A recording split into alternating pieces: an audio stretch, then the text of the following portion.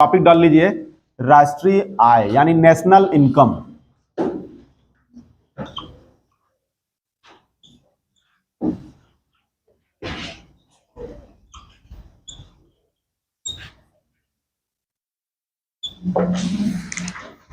National income जो chapter होता है आपके पूरे तैयारी के लिए इतना इंपॉर्टेंट है, और खासकर इकोनॉमी में।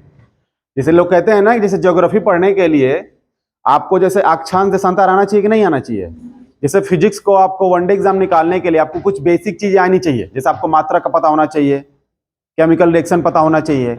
वैसे ही अगर आपको इकोनॉमी में अगर ठीक से अगर पढ़ना है, अगर आगे चाह रहे हैं कि इकोनॉमी का आपको बाद में कभी कोई दिक्कत ना हो, तो उसके लिए आपको नेशनल इनकम चैप्टर तैयार होना ही चाहिए। क्योंकि जैसे पेड़ तैयार होता है ना, बरगद का पेड़ कितना विशाल होता है, लेकिन उसके मजबूत क्या ऊपर की टहनियां मजबूत है? नहीं, उसका मजबूती सबसे बड़ी मजबूती कहाँ है? जड़ में है। तो अगर इकोनॉमी नाम का, अगर अर्थशास्त्र नाम का चैप्टर या विषय अगर आप पहाड़ तैयार करना चाहते हो, उसके अच्छे से तैयारी करना चाहते हो, तो आपको ये जो रूट है नेशनल इनकम, ये आपको अच्छे से आना चाहिए। अब होता क्या है कि नेशनल इनकम चैप्टर को जान लीजिए, नेशनल इनकम जो पार्ट होता है या जो राष्ट्रीय आय चैप्टर होता है, उसको किताबों में इतना कठिन लैंग्वेज में लिखा होता है कि बच्चों को और स्टूडेंट लोगों को समझने में बिल्कुल दिक्कत होती है। और टीचर लोग भी क्या करते हैं ना, उसको शुरुआत में इतना सैद्धांतिक रूप से पढ़ाते हैं कि बच्चों को समझने में काफी दिक्कत होती है स्टूडेंट लोगों को। इसलिए इस वाले चैप्टर को हम लोग एकदम अपने रूप में, एकदम व्यवहारिक रूप में और आसान भाषा में समझा जाएगा, और उम्मीद है कि आप लोगों को पूरा ये समझ में आएगा। कंफर्म इसकी गारंटी है। क्लास कम से कम 3 से 4 घंटे की रहेगी, क्षमता बनाकर अपना बैठिएगा। कम से कम 3 से 4 घंटे की लंबी क्लास होने वाली है। ठीक, अब तो समझते हैं। अब देखिए, जैसे आप अखबार पढ़ते होंगे, न्यूज़पेपर पढ़ते होंगे, टीवी पर देखते होंगे, तो हमेशा कुछ शब्द उछल के सामने आते होंगे। जैसे भारत की जीडीपी इतनी थी, इतनी हो गई। प्रधानमंत्री मोदी ने अपने देश की जीडीपी को बढ़ाने का वादा किया, तक नहीं। ऐसे आता है कि भारत, ऐसे भी आता है जब कई बार आया कि विश्व बैंक के अनुसार भारत विश्व की एक तेजी से उभरता हुआ देश है जीडीपी के मामले में। यानी हर जगह ये भी आप देखेंगे, कई बार ये देखेंगे कि प्रति व्यक्ति आय से कंपेयर किया जाता है कि हमारा जो देश है भारत देश, ये भले अमीर देश है, लेकिन यहाँ के लोग क्या हैं? गरीब हैं। अब ये बात क्यों बोली गई? क्योंकि भारत की जीडीपी अधिक है, लेकिन भारत की पर कैपिटा इनकम क्या है? कम है। यानी बात किसकी आई? पर कैपिटा इनकम की आई, बात जीडीपी की आई, बात नेशनल इनकम की आई। एक और आप चीज पढ़ते होंगे इकोनॉमी में, जब अखबारों में पढ़ते होंगे कि हमारे देश का सेवा सेक्टर आगे बढ़ रहा है ना, तब ये बात होती है आखिर ये सेवा सेक्टर क्या है। हमारे देश का एग्रीकल्चर सेक्टर पहले जब आजाद हुआ देश तो काफी अधिक था, लेकिन जैसे जैसे देश आगे बढ़ा, आजादी के बाद जैसे साल आगे बढ़े, वैसे वैसे जो कृषि के योगदान है धीरे धीरे क्या हो गया? कम हो गया। और धीरे धीरे इंडस्ट्री और सर्विस सेक्टर का जो मात्रा है, जो प्रतिशत, वो क्या हो गया? बढ़ गया। ऐसे सुनते होंगे आप लोग। तो अगर सुनिए, ये सब सिर्फ सुनेंगे, सिर्फ क्या करें, अखबार में सिर्फ सुनेंगे, तो आप सिर्फ सुनते रहेंगे, पढ़ लेंगे, आपको मतलब पता नहीं चलेगा। मतलब आपको कब पता चलेगा? जब उन कंपोनेंटों के बारे में पता होगा, जैसे कि जीडीपी क्या होती है, पर कैपिटा इनकम क्या होती है, सेवा सेक्टर क्या होता है, एग्रीकल्चर क्या होता है, इंडस्ट्री क्या होती है, और इसको मापने का काम कौन करता है ना, या इसको मापा कैसे जाता है, कौन कौन सा फार्मूला होता है। तो पूरा आज क्लास में उसी को पढ़ा जाएगा। तो अब समझते हैं हम लोग राष्ट्रीय आय में। राष्ट्रीय आय में जान लीजिए क्या है। राष्ट्रीय आय पढ़ते वक्त पहले हम लोग समझते हैं, इसकी थोड़ी सी हिस्ट्री जान लेते हैं। सबसे पहले ये जो राष्ट्रीय आय नाम का जो शब्द था, या सकल घरेलू उत्पाद या जीडीपी नामक जो शब्द था, सबसे पहले एक अर्थशास्त्री थे जिनका नाम था साइमन कुजनेट्स। इतिहास में कभी देता एग्जाम में कभी आ जाए तो सबसे पहले नाम देने वाले व्यक्ति थे अर्थशास्त्री जिनका नाम था साइमन कुजनेट्स। आप साथ साथ चाहेंगे तो लिख भी सकते हैं आप। पहले व्यक्ति का नाम था साइमन कुजनेट्स, जिन्होंने पहली बार राष्ट्रीय आय नामक शब्द की पहले उन्होंने चर्चा की। और भारत में जान लीजिए, भारत में सबसे पहले अगर किसी ने राष्ट्रीय आय की गणना यानी सकल घरेलू उत्पाद की गणना या प्रति व्यक्ति आय की गणना अगर किया तो सबसे पहले किए थे दादा भाई नेरोजी ने। और आपको पता है दादा भाई नेरोजी के बारे में एक और बातें की जाती है क्या? इंडियन नेशनल कांग्रेस के क्या सबसे बुजुर्ग अध्यक्ष थे। सबसे बुजुर्गों के मामले में कौन थे? दादा भाई नेरोजी। उन्होंने 1868 में किताब छापी थी। उस किताब का नाम था poverty and un British rule in India. उस किताब का नाम था, आप लोग लिख सकते हैं, उस किताब का नाम था poverty and un British rule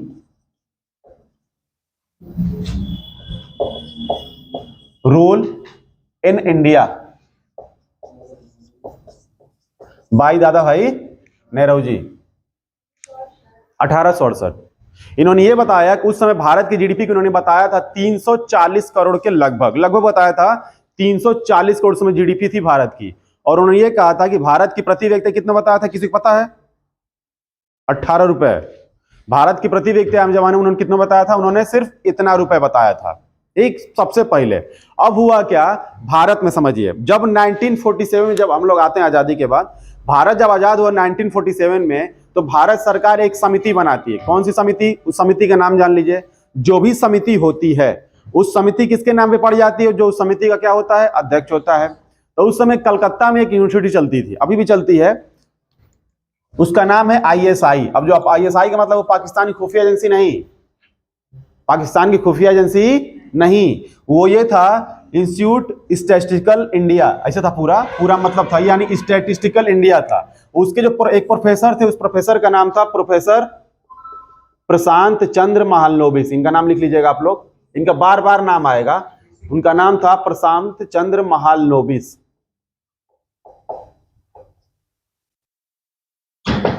प्रशांत चंद्र महालनोबिस। इनको जब आजाद हुआ 1947 में एक समिति बनाई गई। उस समिति का अध्यक्ष किसको बनाया गया? प्रशांत चंद्र महालनोबिस को। अब समझिए ध्यान से, जब 1949 जब समिति जब ये बनी, तो उसके 2 साल के बाद, कितने साल के बाद? 2 साल के बाद 1951 में, कब? 1951 में अपनी इन्होंने पहली रिपोर्ट पेश की। किसको? सरकार को। 1919, ध्यान समझिएगा, यानी पहली बार भारत में, ये भी सवाल बन सकता है आपके कि भारत में पहली बार राष्ट्रीय आय समिति बनी, उसके अध्यक्ष कौन थे? प्रशांत चंद्र महालनोबिस। ठीक, उसके 2 साल के बाद उन्होंने 1951 में अपनी पहली रिपोर्ट पेश की। किसको? सरकार को। और अपनी उन्होंने फाइनल रिपोर्ट, जो फाइनल ये पहली रिपोर्ट 51 में पेश की। आएगा सवाल में आया था इसलिए मैं आ रहा हूं, वरना मैं टॉपिक पे आ रहा हूं भी, नेशनल इनकम क्या होता है, लेकिन थोड़ा उसके बारे में जान लीजिए। अब उसके बाद 1955 में उन्होंने अपनी फाइनल रिपोर्ट पेश की।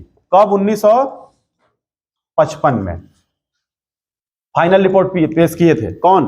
प्रशांत चंद्र महालनोबिस। किताबों में देता है, किताबों में देता है ना, ये प्रोफेसर हैं, किताबों में देता है पीसी महालनोबिस। उनका पूरा नाम क्या है? पी से प्रशांत, सी से चंद्र, प्रशांत चंद्र महालनोबिस। 1900 ये। अब समझिए ध्यान से, 1951 में जब इन्होंने पहली रिपोर्ट जब पेश की, तो 1951 में ही एक संस्था को बनाने की विचार दिया सरकार को। 1951 में उन्होंने ये कहा कि सिर्फ मेरे से ही करने से या सरकार के करने से ही काम नहीं चलेगा, आपको उसके लिए कोई एक संस्था बनानी पड़ेगी और उस संस्था के अंतर्गत लोगों को कार्य करवाना पड़ेगा, तब ये पूरे देश की जीडीपी या सकल घरेलू उत्पाद और ये पूरी तरीके से राष्ट्रीय आय गणना हो पाएगी। तो आप ये किताबों में पढ़ते होंगे कि वही 1951 की रिपोर्ट के अनुसार भारत में एक संस्था की स्थापना हुई थी। उस संस्था का नाम था CSO। आप लोग कई बार पढ़ते होंगे, एग्जाम में क्वेश्चन में आता होगा कि भारत में सकल घरेलू उत्पाद की गणना या राष्ट्रीय आय की गणना या प्रति व्यक्ति आय गणना कौन करता है? CSO। पढ़े होंगे आप लोग। तो किसके अनुसार? प्रशांत चंद्र महालनोबिस। ये भी सवाल पूछता है कि CSO, अभी आ रहा हूं मैं, CSO का पूरा मतलब क्या क्या हो सब बता रहा हूं मैं। CSO की स्थापना किस अर्थशास्त्री की अनुशंसा पर हुआ था या किस अर्थशास्त्री की विचारधारा पर हुआ था? तो कौन? प्रशांत चंद्र महालनोबिस। जैसे RBI का आता है ना कि RBI की स्थापना किसके विचार के आधार पर हुई थी? डॉक्टर अंबेडकर के, डॉक्टर BR अंबेडकर की विचारधारा पे। वैसे ही CSO की स्थापना प्रशांत चंद्र महालनोबिस के विचारों पर। आराम चलिएगा। अब CSO के बारे में थोड़ा जान लीजिए। CSO का पूरा मतलब होता है सेंट्रल स्टैटिस्टिक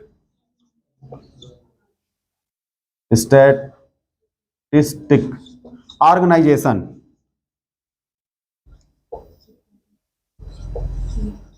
इसे हिंदी में कहते हैं केंद्रीय सांख्यिकी संगठन। लिख लीजिए आप लोग, साथ साथ नोट करते हुए चलिएगा, नोट्स भी आपको मिल जाएगा। केंद्रीय सांख्यिकी संगठन 1991 में इसकी स्थापना होती है। किसकी अनुशंसा पर? प्रशांत चंद्र महालनोबिस की अनुशंसा पर 1951 में। इसका मुख्यालय जब वहां पे जब पहली बार जब बनाया गया, तो इसका मुख्यालय था नई दिल्ली। एग्जाम में आ सकता है आपके। इसका मुख्यालय कहां था? नई दिल्ली। और इसकी एक शाखा थी जिसे कहते हैं औद्योगिक शाखा, यानी बोलते हैं इंडस्ट्रियल विंग, उसको बोलते हैं इंग्लिश में। हिंदी में होगा औद्योगिक शाखा। इसकी पहली औद्योगिक शाखा कहां थी? कोलकाता में, कोलकाता में। ये था थोड़ा सा हिस्ट्री के बारे में। हम लोग आते हैं अपने पॉइंट पर।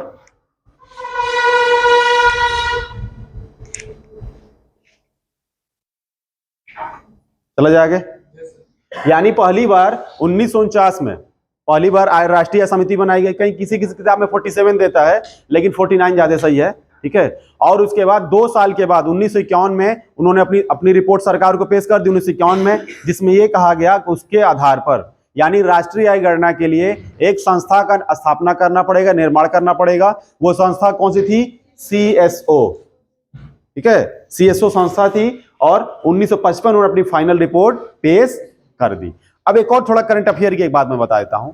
ये जब 1951 में CSO था ना, पिछली बार 2019 में, यानी जब पहला लॉकडाउन जब लगा 2019 में, तो उस समय एक और कारनामा हो गया। कारनामा क्या हो गया? एक संस्था और आप नाम सुनते होंगे, NSO का नाम सुनते होंगे, नेशनल सैंपल सर्वे ऑर्गेनाइजेशन, सुनते होंगे आप लोग।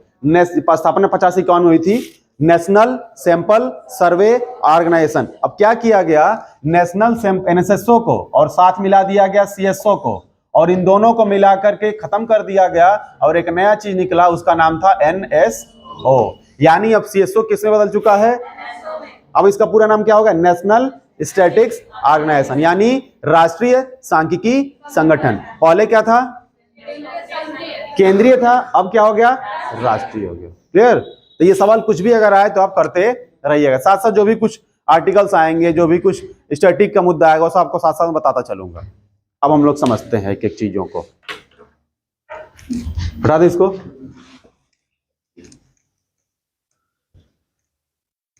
अब हम लोग नेशनल इनकम के जितने भी कंपोनेंट होते हैं, अब नेशनल इनकम जितने भी कंपोनेंट यानी घटक, अब उसमें आप हम लोग पढ़ेंगे GDP, NDP, GNP, NNP। ये शब्द आप कई बार सुनते होंगे, जरूर नहीं भी पता होगा तो आप जरूर सुनते होंगे कि GDP क्या होती है, NDP क्या होती है, पर कैपिटा इनकम क्या होती है, सुनते हैं कि नहीं? तो हम लोग उसी घटकों को समझा जाए। पहले हम लोग समझते हैं GDP की। ये 4 घटक हम लोग पहले समझते हैं। GDP क्या होती है, NDP क्या होती है, फिर हम लोग समझते हैं कि GNP क्या होती है, फिर हम लोग ये समझते हैं कि NNP क्या होती है। पहला हम लोग समझते हैं GDP। GDP का पूरा मतलब होता है ग्रॉस डोमेस्टिक प्रोडक्ट। GDP का पूरा मतलब होता है ग्रॉस डोमेस्टिक प्रोडक्ट।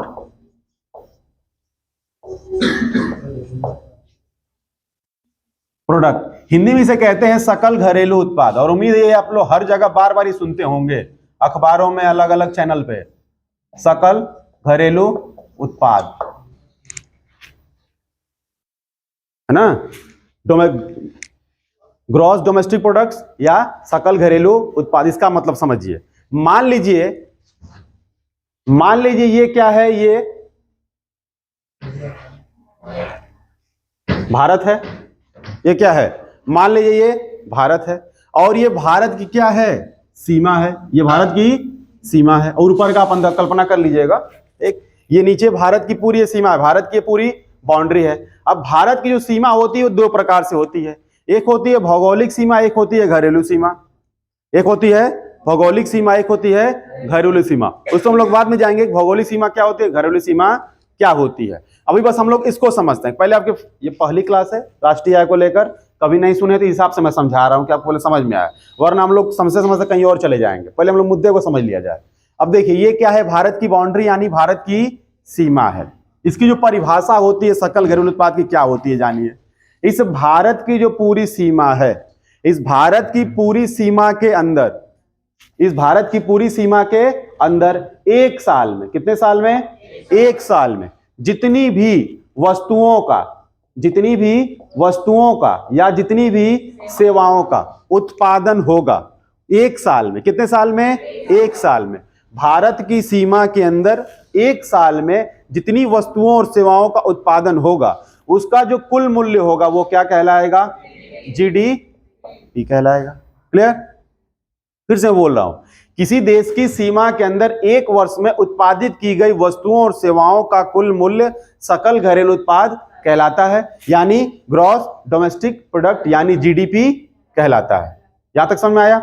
अब सवाल ये उठता है कि क्या सर भारत की सीमा में, ध्यान समझिएगा आप लोग, श्योर दिमाग में आना चाहिए आपके, अब दिमाग में जो भी सवाल आएगा पूछ भी सकते हैं। इस भारत की सीमा आप लोग जरूर देखते होंगे कि सर जी भारत की सीमा में इंडियन तो होते ही हैं, इंडियन कंपनी या इंडियन लोग। भारत की सीमा में देखते होंगे फॉरेनर भी रहते हैं, या फॉरेन की कंपनियां भी होती, विदेशी कंपनियां भी होती हैं, यानी भारतीय कंपनियों के साथ साथ विदेशी कंपनियां भी होती हैं।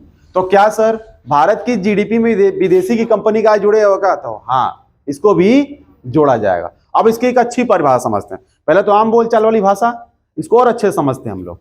भारत की सीमा के अंदर एक वर्ष में या तो किसी भारतीय द्वारा, ये एक्चुअल परिभाषा है, भारत की सीमा के अंदर एक, इसी किताब में दे देगा, एक वर्ष की जगह दे देगा वित्तीय वर्ष में। हम लोग पहले बेसिक समझेंगे। भारत की सीमा के अंदर एक वर्ष में या तो किसी भारतीय द्वारा या किसी विदेशी द्वारा उत्पादित की गई वस्तुओं और सेवाओं का कुल मूल्य क्या कहलाता है? सकल घरेलू उत्पाद या जीडीपी कहलाता है। यहां तक कोई डाउट? जैसे एग्जाम्पल का लोग देखेंगे, जब कोई मोबाइल का डिब्बा, एमआई का डिब्बा आप मोबाइल खरीदते हैं, तो मोबाइल का डिब्बा जब खरीदते हैं तो स्टिकर जो होता है, स्टिकर गौर से पढ़िएगा, कहीं कहीं स्टिकर पर लिखा होगा ना मेड इन चाइना, और किसी किसी स्टिकर पर लिखेगा मेड इन इंडिया। यानी आप ये समझ रहे हैं, आप लोग कहीं जाइए, आप कहां जाइए, आप बेंगलोर चले जाइए, आप आंध्र प्रदेश चले जाइए, और आप कर्नाटक जा सकते हैं, कर्नाटक चले जाइए। यहां पर देखेंगे आप ना कि एमआई की पूरी कंपनियां हैं, यार ये नहीं शोरूम नहीं देखते, उनका सर्विस सेंटर नहीं देखते हैं, तो वो सब कहाँ की है? विदेशी है ना, लेकिन फिर भी भारत की सीमा में है। आप देखेंगे यहां पर कि भारत की लावा मोबाइल भी होगी, और भारत की और चाइना की Xiaomi भी होगी, Xiaomi भी होगी, लिनोवो भी होगी, एप्पल भी होगी। चाइना की क्या है? Xiaomi, एप्पल, अमेरिका की लावा, भारत की अजंता, भारत की, ये सब है ना भारत की सीमा में। तो क्या सर इसका तो जुड़ेगा? क्या इसका भी जुड़ेगा? हाँ, इसका भी जुड़ेगा। यानी कुल मिलाकर के, या समझ लीजिएगा, कुल मिलाकर सिंपल सी भाषा में, भारत की सीमा में हो कोई उत्पादन करे वो भारत का जीडीपी कहलाएगा। भारत की सीमा में कोई हो वो भारत की जीडीपी कहलाएगा। वो चाइनीज भारत में है कोई मैटर नहीं करता, पाकिस्तानी भारत में है कोई मैटर नहीं करता, जर्मनी का है भारत में है कोई मैटर नहीं करता, वो सब भारत की जीडीपी में काउंट होगा। कभी भी अंदाजा मत लगाइएगा कि भारत की जीडीपी का मतलब सिर्फ भारत के लोगों की इनकम। जब जीडीपी की बात ही आ गई ना, तो उसमें कोई हो, लेकिन किसकी बात होनी चाहिए? सीमा के अंदर, भारत की सीमा के अंदर होना चाहिए। That called GDP, gross domestic product. ठीक है। और एक चीज मत भूलना आप लोग का भी, ये यूनिट, एक साल यानी वित्तीय वर्ष। आप लोगों का वित्तीय वर्ष क्या होता है? 1 अप्रैल से 31 मार्च। एक सवाल यह है कि 1 अप्रैल क्यों बोलते हैं? क्योंकि आरबीआई क्या स्थापना हुई थी कब? 1 अप्रैल 1935। Very good. 1 अप्रैल, कई लोग टीचर पूछेंगे, आप किसी से पूछिएगा कि कहाँ एक साल ही बोलते हैं, तो लोग भुलवा देते हैं, कहते हैं कि 1 साल होता है ना 1 अप्रैल, तो क्यों नहीं बोल दीजिएगा? तो क्यों नहीं जुलाई से जून कर देते हैं? तो क्यों नहीं जनवरी से दिसंबर कर देते हैं? है ना। उसका मतलब ये है कि 1 अप्रैल को आरबीआई की स्थापना हुई थी, इसलिए 1 अप्रैल को अपना क्या मानते हैं? भारत का वित्तीय वर्ष मानते हैं। वैसे आपका कृषि वर्ष क्या होता है? जुलाई से जून, है ना। लेकिन ऐसा चल रहा है, पिछले साल से चर्चा चल रही है कि भारत सरकार हो सकता है कि अपने वित्तीय वर्ष को बदले, हो सकता है कि जनवरी करने वाली है, चर्चाएं चल रही हैं। कोई लॉजिक होगा? ठीक है, अब देखते हैं उस पर क्या है। चर्चा चल रही है 1 सालों से, लेकिन इतना आसान नहीं है, उसके लिए कई सारे दिखाने पड़ेंगे। आते हैं हम लोग, यहां तक समझ में आया? समझ में आ गया? भारत की, हाँ जी, उन पर आ रहा हूं, वो जीएनपी में शामिल होगा, वो इसमें शामिल होगा, सब आप समझाऊंगा। अभी बात बस जीडीपी की, फिर से रिपीट कर रहा हूं, बार बार रिपीट कर रहा हूं। भारत की सीमा के अंदर 1 साल में कोई हो उत्पादन करे वो क्या कहलाएगा? जीडीपी। जब भी जीडी की बात आई, डी मतलब डोमेस्टिक, डोमेस्टिक मतलब घरेलू, याद देख रहे हैं, घरेलू, घरेलू मतलब घर में, मतलब घर में, समझ में आ रहा है? मतलब घर में क्या है? तो वो है अब आते हैं हम लोग दूसरे वाले को, दूसरा कंपोनेंट समझते हैं हम लोग। दूसरा होता है, दूसरा हम लोग जिसे कहते हैं एनडीपी। एनडीपी का मतलब होता है, दो इसको हटा नहीं रहा हूं क्योंकि इसी से कंपेयर करोगे तो आपको समझ में आएगा। एनडीपी का मतलब होता है नेट डोमेस्टिक प्रोडक्ट। एनडीपी का मतलब इसको आप लिख लें आप लोग, नेट डोमेस्टिक प्रोडक्ट। हिंदी में इसे कहते हैं शुद्ध घरेलू उत्पाद। शुद्ध घरेलू उत्पाद। अच्छा आ रहा हूं सब पे आऊंगा। शुद्ध घरेलू उत्पाद, यहां तक समझ में आया? शुद्ध घरेलू उत्पाद यानी नेट डोमेस्टिक प्रोडक्ट। अब समझिएगा, किताबों में नेट की जगह जो हम लोग शुद्ध लिखा हूं मैं, अब वहां शुद्ध की जगह अलग अलग शब्द प्रयोग कर सकता है। किसी किताब में हो सकता है कि वास्तविक दे दे, वास्तविक घरेलू उत्पाद, और हो सकता है एनसीईआरटी की जो किताबें होती हैं, ठीक है, जो अच्छी किताबें होती हैं, वहां पर एक्चुअल करके देगा, वहां पर दे देगा निवल, तो निवल घरेलू उत्पाद हो जाएगा। यहां समझ में आ रही बात? यहां नेट डोमेस्टिक प्रोडक्ट, और यहां पे क्या हो जाएगा, हिंदी में इसका शुद्ध दे दे, वास्तविक दे दे, या निवल दे दे। इस क्लास में घबराइएगा भाई, आराम से पेशेंस बनाकर रखिएगा, और ये पेशेंस चेक करने वाला चैप्टर भी है। नेट का मतलब शुद्ध भी दे सकता है, वास्तविक दे सकता है, और निवल भी दे सकता है। कोई देगा मतलब वो क्या पूछ रहा है, एनडीपी यानी नेट की बात कर रहा है। अब एग्जांपल के लिए समझिए, जैसे मान लीजिए आप ही लोगों में से, जैसे मान लीजिए आपकी कोई कंपनी हो, आपका नाम शालिनी, मान ली इनका नाम, मान ली इन्होंने फ्यूचर में कोई कंपनी खोला, इन्होंने शालिनी प्राइवेट लिमिटेड। किसी सी कंपनी होगी, हार्डवेयर की, नट बल्टू की, तब भी कोई है मन में, कोई कंपनी होगी, साइकिल की, ठीक, साइकिल प्रचार कर रहे हैं सब, ठीक। समझिए, मान लीजिए शालिनी प्राइवेट लिमिटेड। आपके पास हमेशा चॉइस होनी चाहिए। जैसे आप लोग एक चीज देखते हो, जब भी कोई चीज पूछता हूं, चॉइस में हड़बड़ा जाते हैं, किसे क्या चुनूं, या आपका भगवान प्रकट हो गए, क्या चाहिए, रुकिए भगवान सोचने दीजिए, तब तक भगवान गायब। हमेशा चॉइस फटाक से होना चाहिए आपके पास, ठीक है ना, चॉइस होना चाहिए, है ना। मान लिया आप कहीं बैठे, आपको कोई चीज, आपको क्या खाने में पसंद है, रुक के पहले सोचने दे, पनीर ही पसंद है, मशरूम ही पसंद है, कभी कभी भुजिया ही पसंद आता है ना, सोचने लगे, इंटरव्यूअर कहेगा ठीक है जाओ, हो गया। आ रहे फटाक से बोल दीजिए, विश आपकी पहले से क्लियर होनी चाहिए। यही चीज लोगों के पास क्लियर नहीं है, अब वो मिल जाए, वो भी मिल जाए, ये भी मिल जाए, वो भी मिल जाए, सब चॉइस रहा करिए, सब मिलेगा, लेकिन चॉइस एक दो होनी, हर एक सेक्टर में एक चॉइस होनी चाहिए, है ना। समझिए, शालिनी प्राइवेट लिमिटेड इन कंपनी का नाम है, ठीक है। कंपनी इनकी साइकिल बनाती है, जब साइकिल बना रही कंपनी, एक वही साइकिल कंपनियां बर्बाद हो रही है देश की लॉकडाउन से।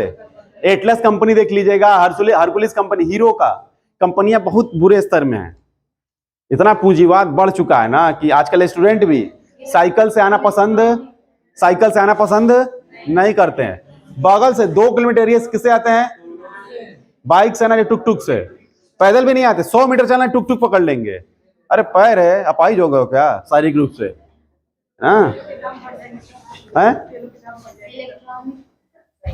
इलेक्ट्रॉनिक साइकिल, अच्छा इलेक्ट्रॉनिक साइकिल बना रही है, अच्छा ठीक। हाँ, इनकी जो शालिनी की जो कंपनी है वो इलेक्ट्रॉनिक साइकिल बनाती है। पुराना क्या बनाएगी साइकिल में आजकल? लेके देखिए आप लोग, पंजाब में एक पंजाबी है, कोई लड़का है, कोई लड़का क्या है, IIT किया हुआ है, वो एक ऐसा प्रोजेक्ट बना है ना, सिंपल, वो पानी उनी कहीं लेके जा सकते हैं। ऐसे जो आपकी जो साइकिल का जो ये हिस्सा होता है ना, ये साइकिल है आपकी, ये है, ये हैंडल हो गई, ये डंडी हो गई, ये पेडल हो गया, और ये भी पहिया है, और फिर कुछ और होता है, अच्छा ये सीट होता है, ऐसे होता है ना। तो एक ऐसा वो बना है ना, क्या एक चीज बना, यंत्र बना है कि यहाँ पे बस उसको ले आके ऐसे रख देना, फिट कर देना, कस देना, और कस देने के बाद जितना पेडल आप चलाएंगे उतना आपकी साइकिल चार्ज होगी, फिर आराम चलाते रहिए।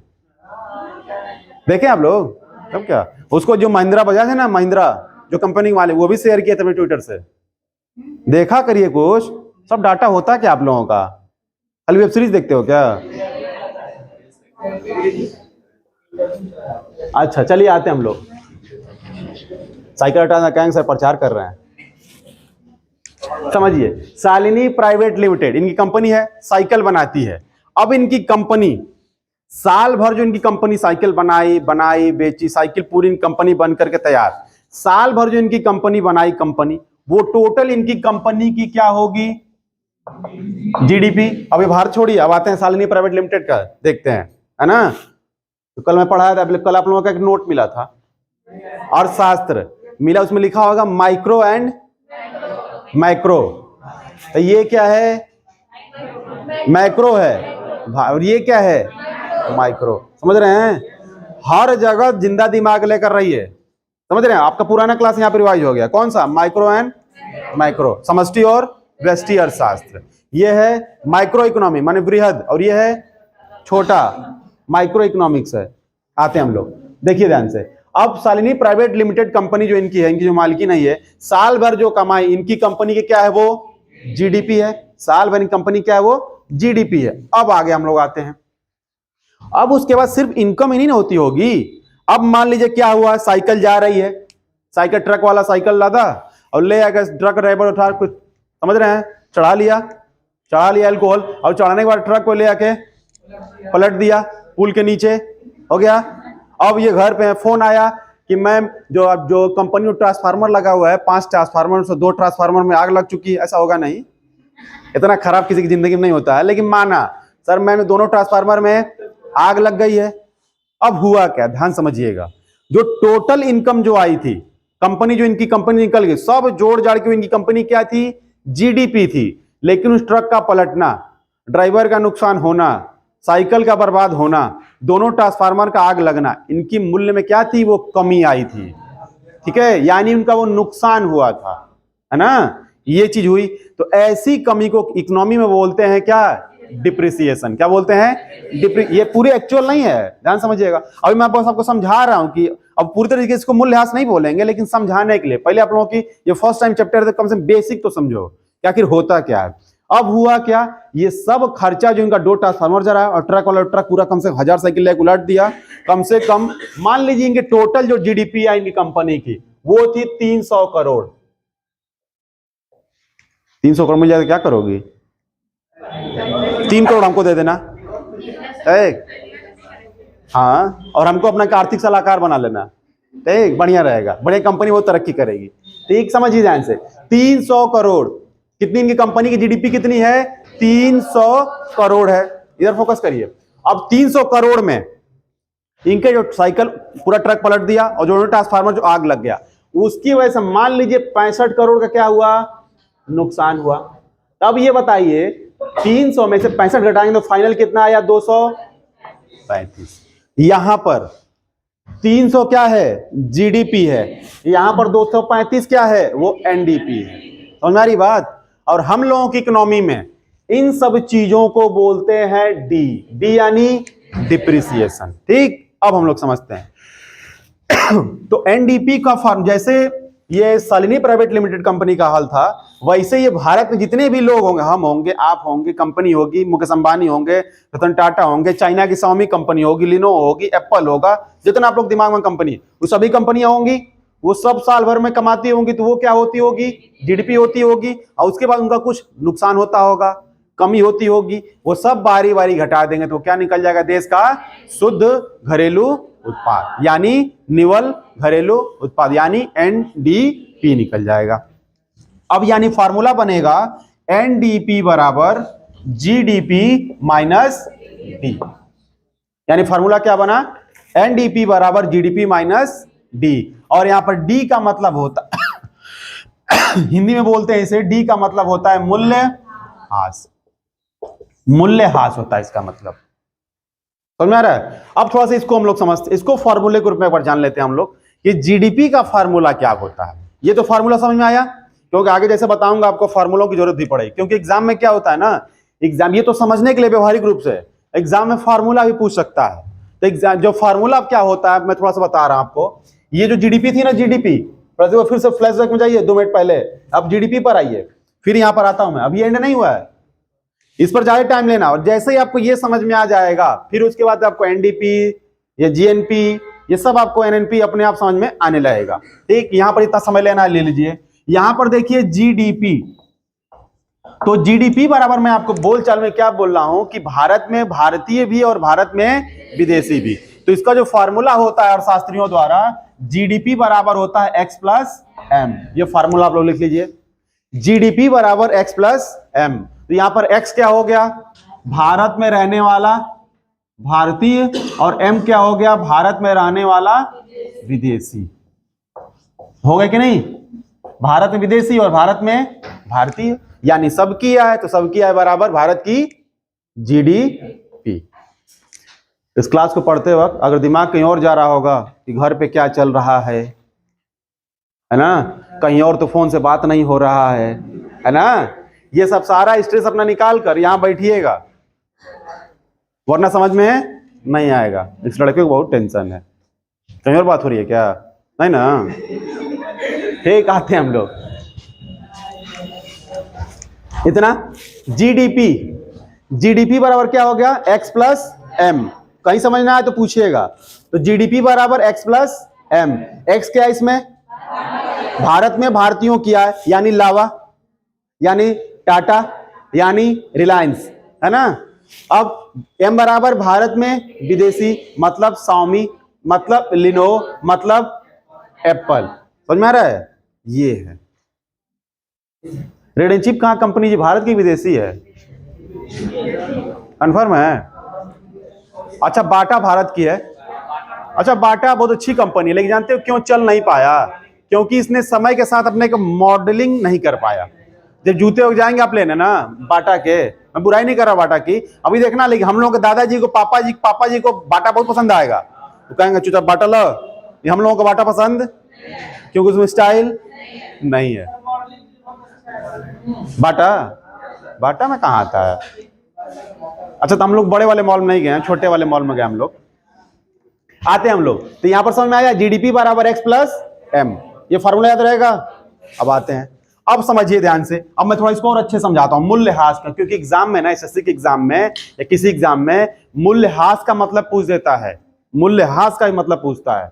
अब तो एनडीपी का मतलब क्या होगा, यहाँ पे पूरा हिंदी मतलब बताइएगा। एनडीपी का निवल घरेलू उत्पाद माइनस बराबर सकल घरेलू उत्पाद माइनस मूल्यह्रास। अब मूल्यह्रास का मतलब समझो दो प्रकार से, मूल्यह्रास का मतलब दो प्रकार से होता है ना। अब मूल्यह्रास का मतलब दो प्रकार से, कैसे, मूल्यह्रास, यहां पर मैं लिखता हूं मूल्यह्रास। मूल्यह्रास का मतलब दो प्रकार से, एक होता है वस्तु के रूप में और दूसरा होता है मूल्य के रूप में। कैसे, मतलब क्या है सर, वस्तु के रूप में मतलब क्या है और मूल्य के रूप में मतलब क्या है, जैसे समझते हैं। जैसे एग्जांपल के लिए मान लीजिए ठंडी का, ये गर्मी के दिन आने वाला है, अभी ठंडी के दिन मान लीजिए चल रहा है, अभी पंखे का यूज नहीं है। अब हम लोग का मान लीजिए मूड हो गया कि एक और कोचिंग में एसी लगाया जाए, कोचिंग में क्या किया जाए, एसी लगाया जाए, फीस तो बढ़ जाएगी, इससे बढ़िया एसी ना लगाओ, फीस मत बढ़ाओ, है ना। सब ग्रामीण क्षेत्र है, हम लोग इतना ताकतवर हैं नहीं है। देखो जाके शहरों में लड़के वो पीते हैं, I am a Complan boy, I am a Complan girl, और गांव का रट्टा चट्टी रोटी खाया, मार दे के घुस गए जमीन में, है ऐसा। गांव के लड़के देखो ना, गांव के लड़के क्या है कि आराम से, कुछ नहीं, आराम सुबह 5 रोटी खाए, शाम को 12 रोटी खाए, पंच एक बाल्टी लिए, माठा अंदर चला गया ना। आज शहर में देखिए, सुबह सुबह बादाम पीस के मिल रहा है, हॉर्लिक्स पी के मिल रहा है, सब मिल रहा है, लेकिन फिर भी हवा चलेगा, लड़ा दिए गांव शहर के लड़कों को।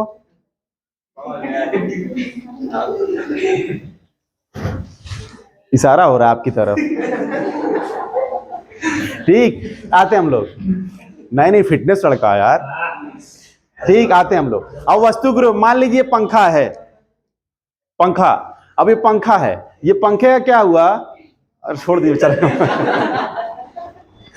मत उड़ाइए, एक फिटनेस लड़का है। अब एक काम करिए ना, इन लोगों को बॉडी दिखाई दीजिए, मतलब कि सलमान खान बन के दिखाई दीजिए, चैलेंज। आते हम लोग, मान लीजिए पंखा है, ये पंखा अगर है, तो पंखा अगर ठंडी दिन में इसका यूज हो रहा है नहीं। अब मान लीजिए कोचिंग मन हुआ कि पंखा सारा हटाकर बढ़िया पंखा लगाया जाएगा या एसी लगाया जाएगा, अब पंखे को उठा के हम लोग रख दिए, है ना। अब मान लीजिए इनके घर बना, अब दिमाग लगा रही है, बिजनेसमैन, इकोनॉमिक्स पढ़ी है सर से, तो सोची पंखा तो पंखा होता है, क्या करना है, पोछ के नया कर देना, साफ सुथरा करके नया कर देना। अब पंखा रखा हुआ तो हमसे मिली, सर आपके कोचिंग में पंखा रखा हुआ है, पंखे को यूज तो है नहीं, तो हमको दे दीजिए। तो हम बोलेंगे ठीक है ले लो, करे ले जाएं। हम कब नहीं, अजीत सर से बात कर लीजिए। बोलेंगे अजीत सर से बात कर लीजिए। अब अजीत सर से बात करने का इशारा क्या है? पैसा की बात कर ली। अजीत सर माने पैसा, है ना? अजीत सर मतलब पैसा। अब समझिए, अभी जो ही पहुंची तो आप मान लीजिए शुरू हम लोग पंखा लिए कितने का? 1400 का। कितने का? 1400 का। ये बोली सर कितने में देंगे? ठीक है 1400 का लिए थे, अब 1400 में हमको दे दीजिए। तो ये कहेंगे अच्छा सर आप ऐसे इकोनॉमिक्स पढ़ी हूँ और इकोनॉमिक्स हमारे पे ही लगा रहे हैं। कहेंगे नहीं सर, पंखा क्या हो गया है? पुराना हो गया। पंखे का दाम क्या हो गया? सेकेंड हैंड हो गया, पुराना। तो पंखा कितने में देंगी? ये करते करते करते करते करते 900 में। कितने में? 700 में। सीधे याद है? चलो ठीक है, मान लो 700 में पंखा इनको दे दिया गया। तो पंखे में देखिए, तो पंखे में क्या हुआ?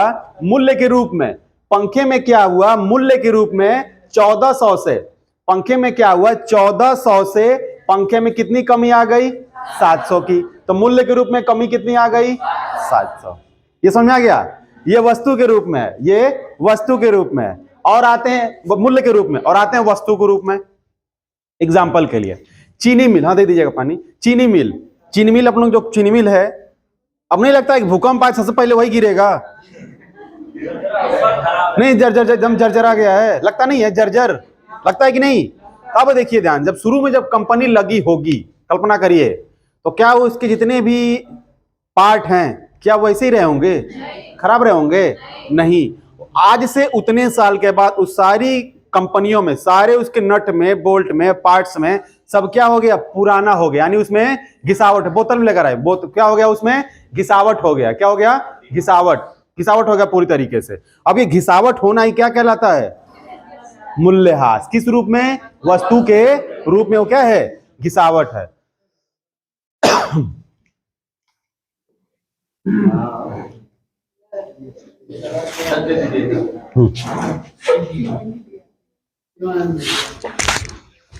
समझते हैं?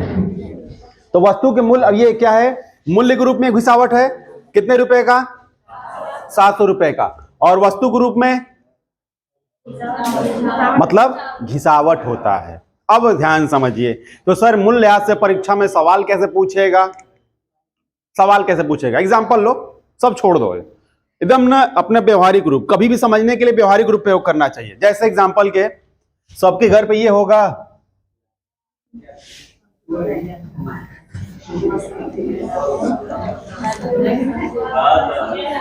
क्या ये नल है? नल है कि नहीं? अब मान लो शिवांगी गई, शिवांगी घर नल लगा, नल लगा, शिवांगी देखिए ध्यान से, शिवांगी घर क्या लगा? नल लगा। अब जब नल लगा तो ये नट जो यहाँ पे नट होगा ना, नट बोल्ट होगा, वो उसका आकार कैसे रहा होगा? जब नया नया लगवाई होगी तो कैसा रहा होगा? ऐसा रहा होगा।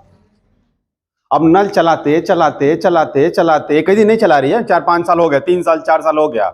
अब इनकी मम्मी बोल रही है कि ज्यादा चला रही हो ना, दांत टूट जाएगा तुम्हारा, जाके बदल दो। ठीक, अब ये क्या कि नट निकाली, बदल दें, है ना? बदल दें। तो हुआ क्या कि नट का जो आकार था वो ऐसे हो गया,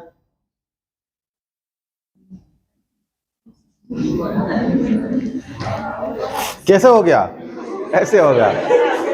होता है कि नहीं? नलों में, पंखे में, नलों में ऐसे ही होता है ना? जब जो भी टूटने वाला होता है आदमी बच जाता है। अगर सही में कई लोग दांत टूट जाता है इस पे। अब हुआ क्या? अब देखिए ध्यान से, हम इनकी मम्मी बोली कि जाकर बदल के आओ नट। तो नट तो नट होता है। अब दुकान जिसके यहाँ गई थी, चाचा के यहाँ, चाचा ला नट, ये जो हमको अब 10 रुपये हम पहले दिए थे, हमको नट ये बदल कर दे दीजिए। वो बोले कि जो नट मैं तुमको दिया था ना, नया नट दिखाएगा, कहेगा तुमको नट में ऐसा दिया था, तुम नट कैसा लेकर आई हो? ऐसा लेकर आई हो। अब वही बोल्ट, वही ठीक है, समझो ध्यान से। ठीक है, ये बोल्ट क्या है? ये पहले मैं तुमको दिया कैसा था? ऐसा था। अब कैसा हो गया? ऐसा हुआ था। जब ऐसा हुआ तो ये क्या है? घिसावट है।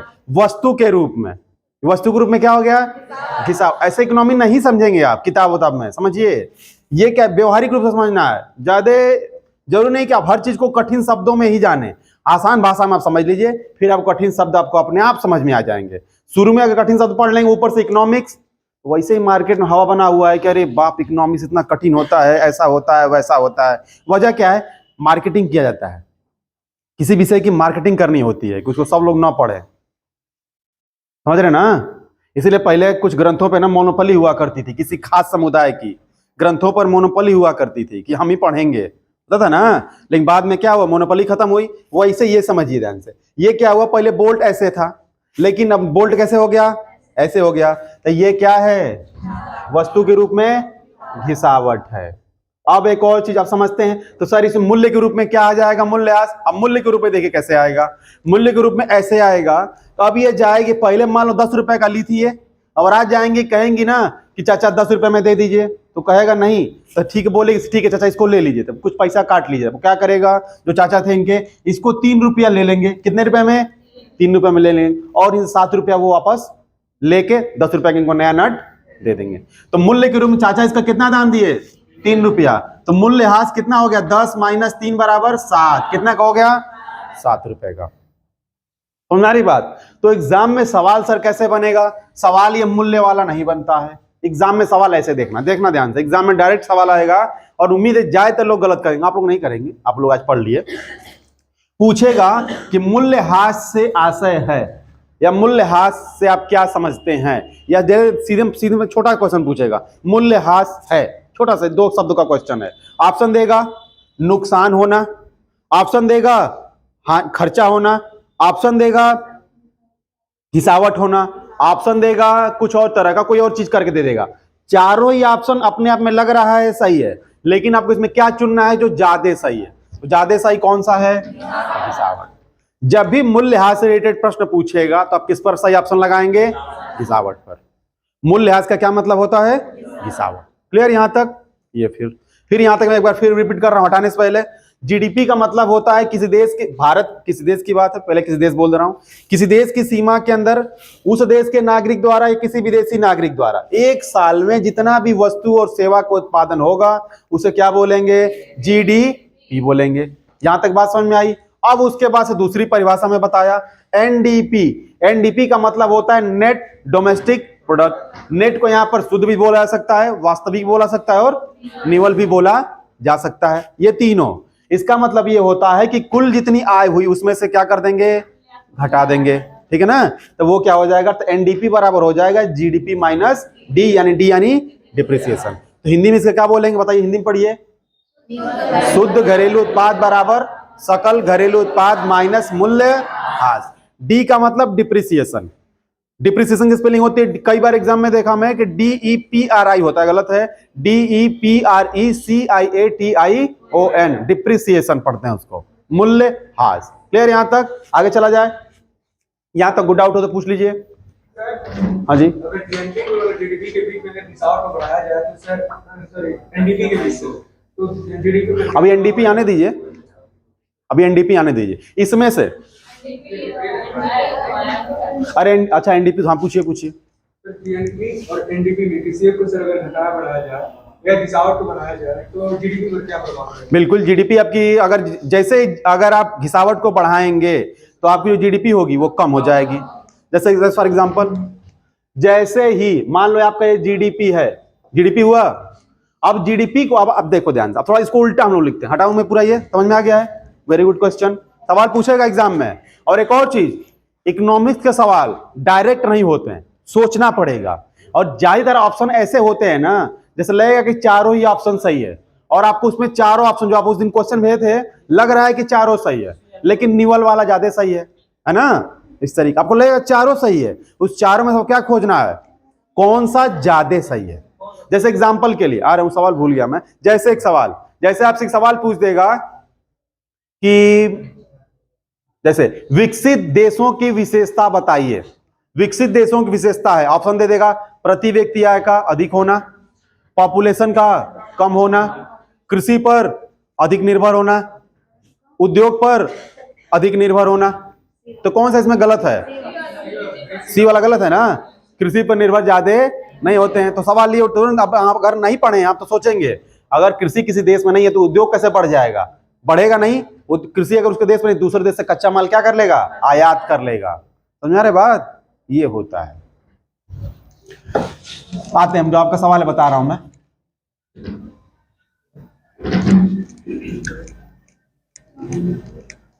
वैसे इसको नहीं मिटाना चाहिए था।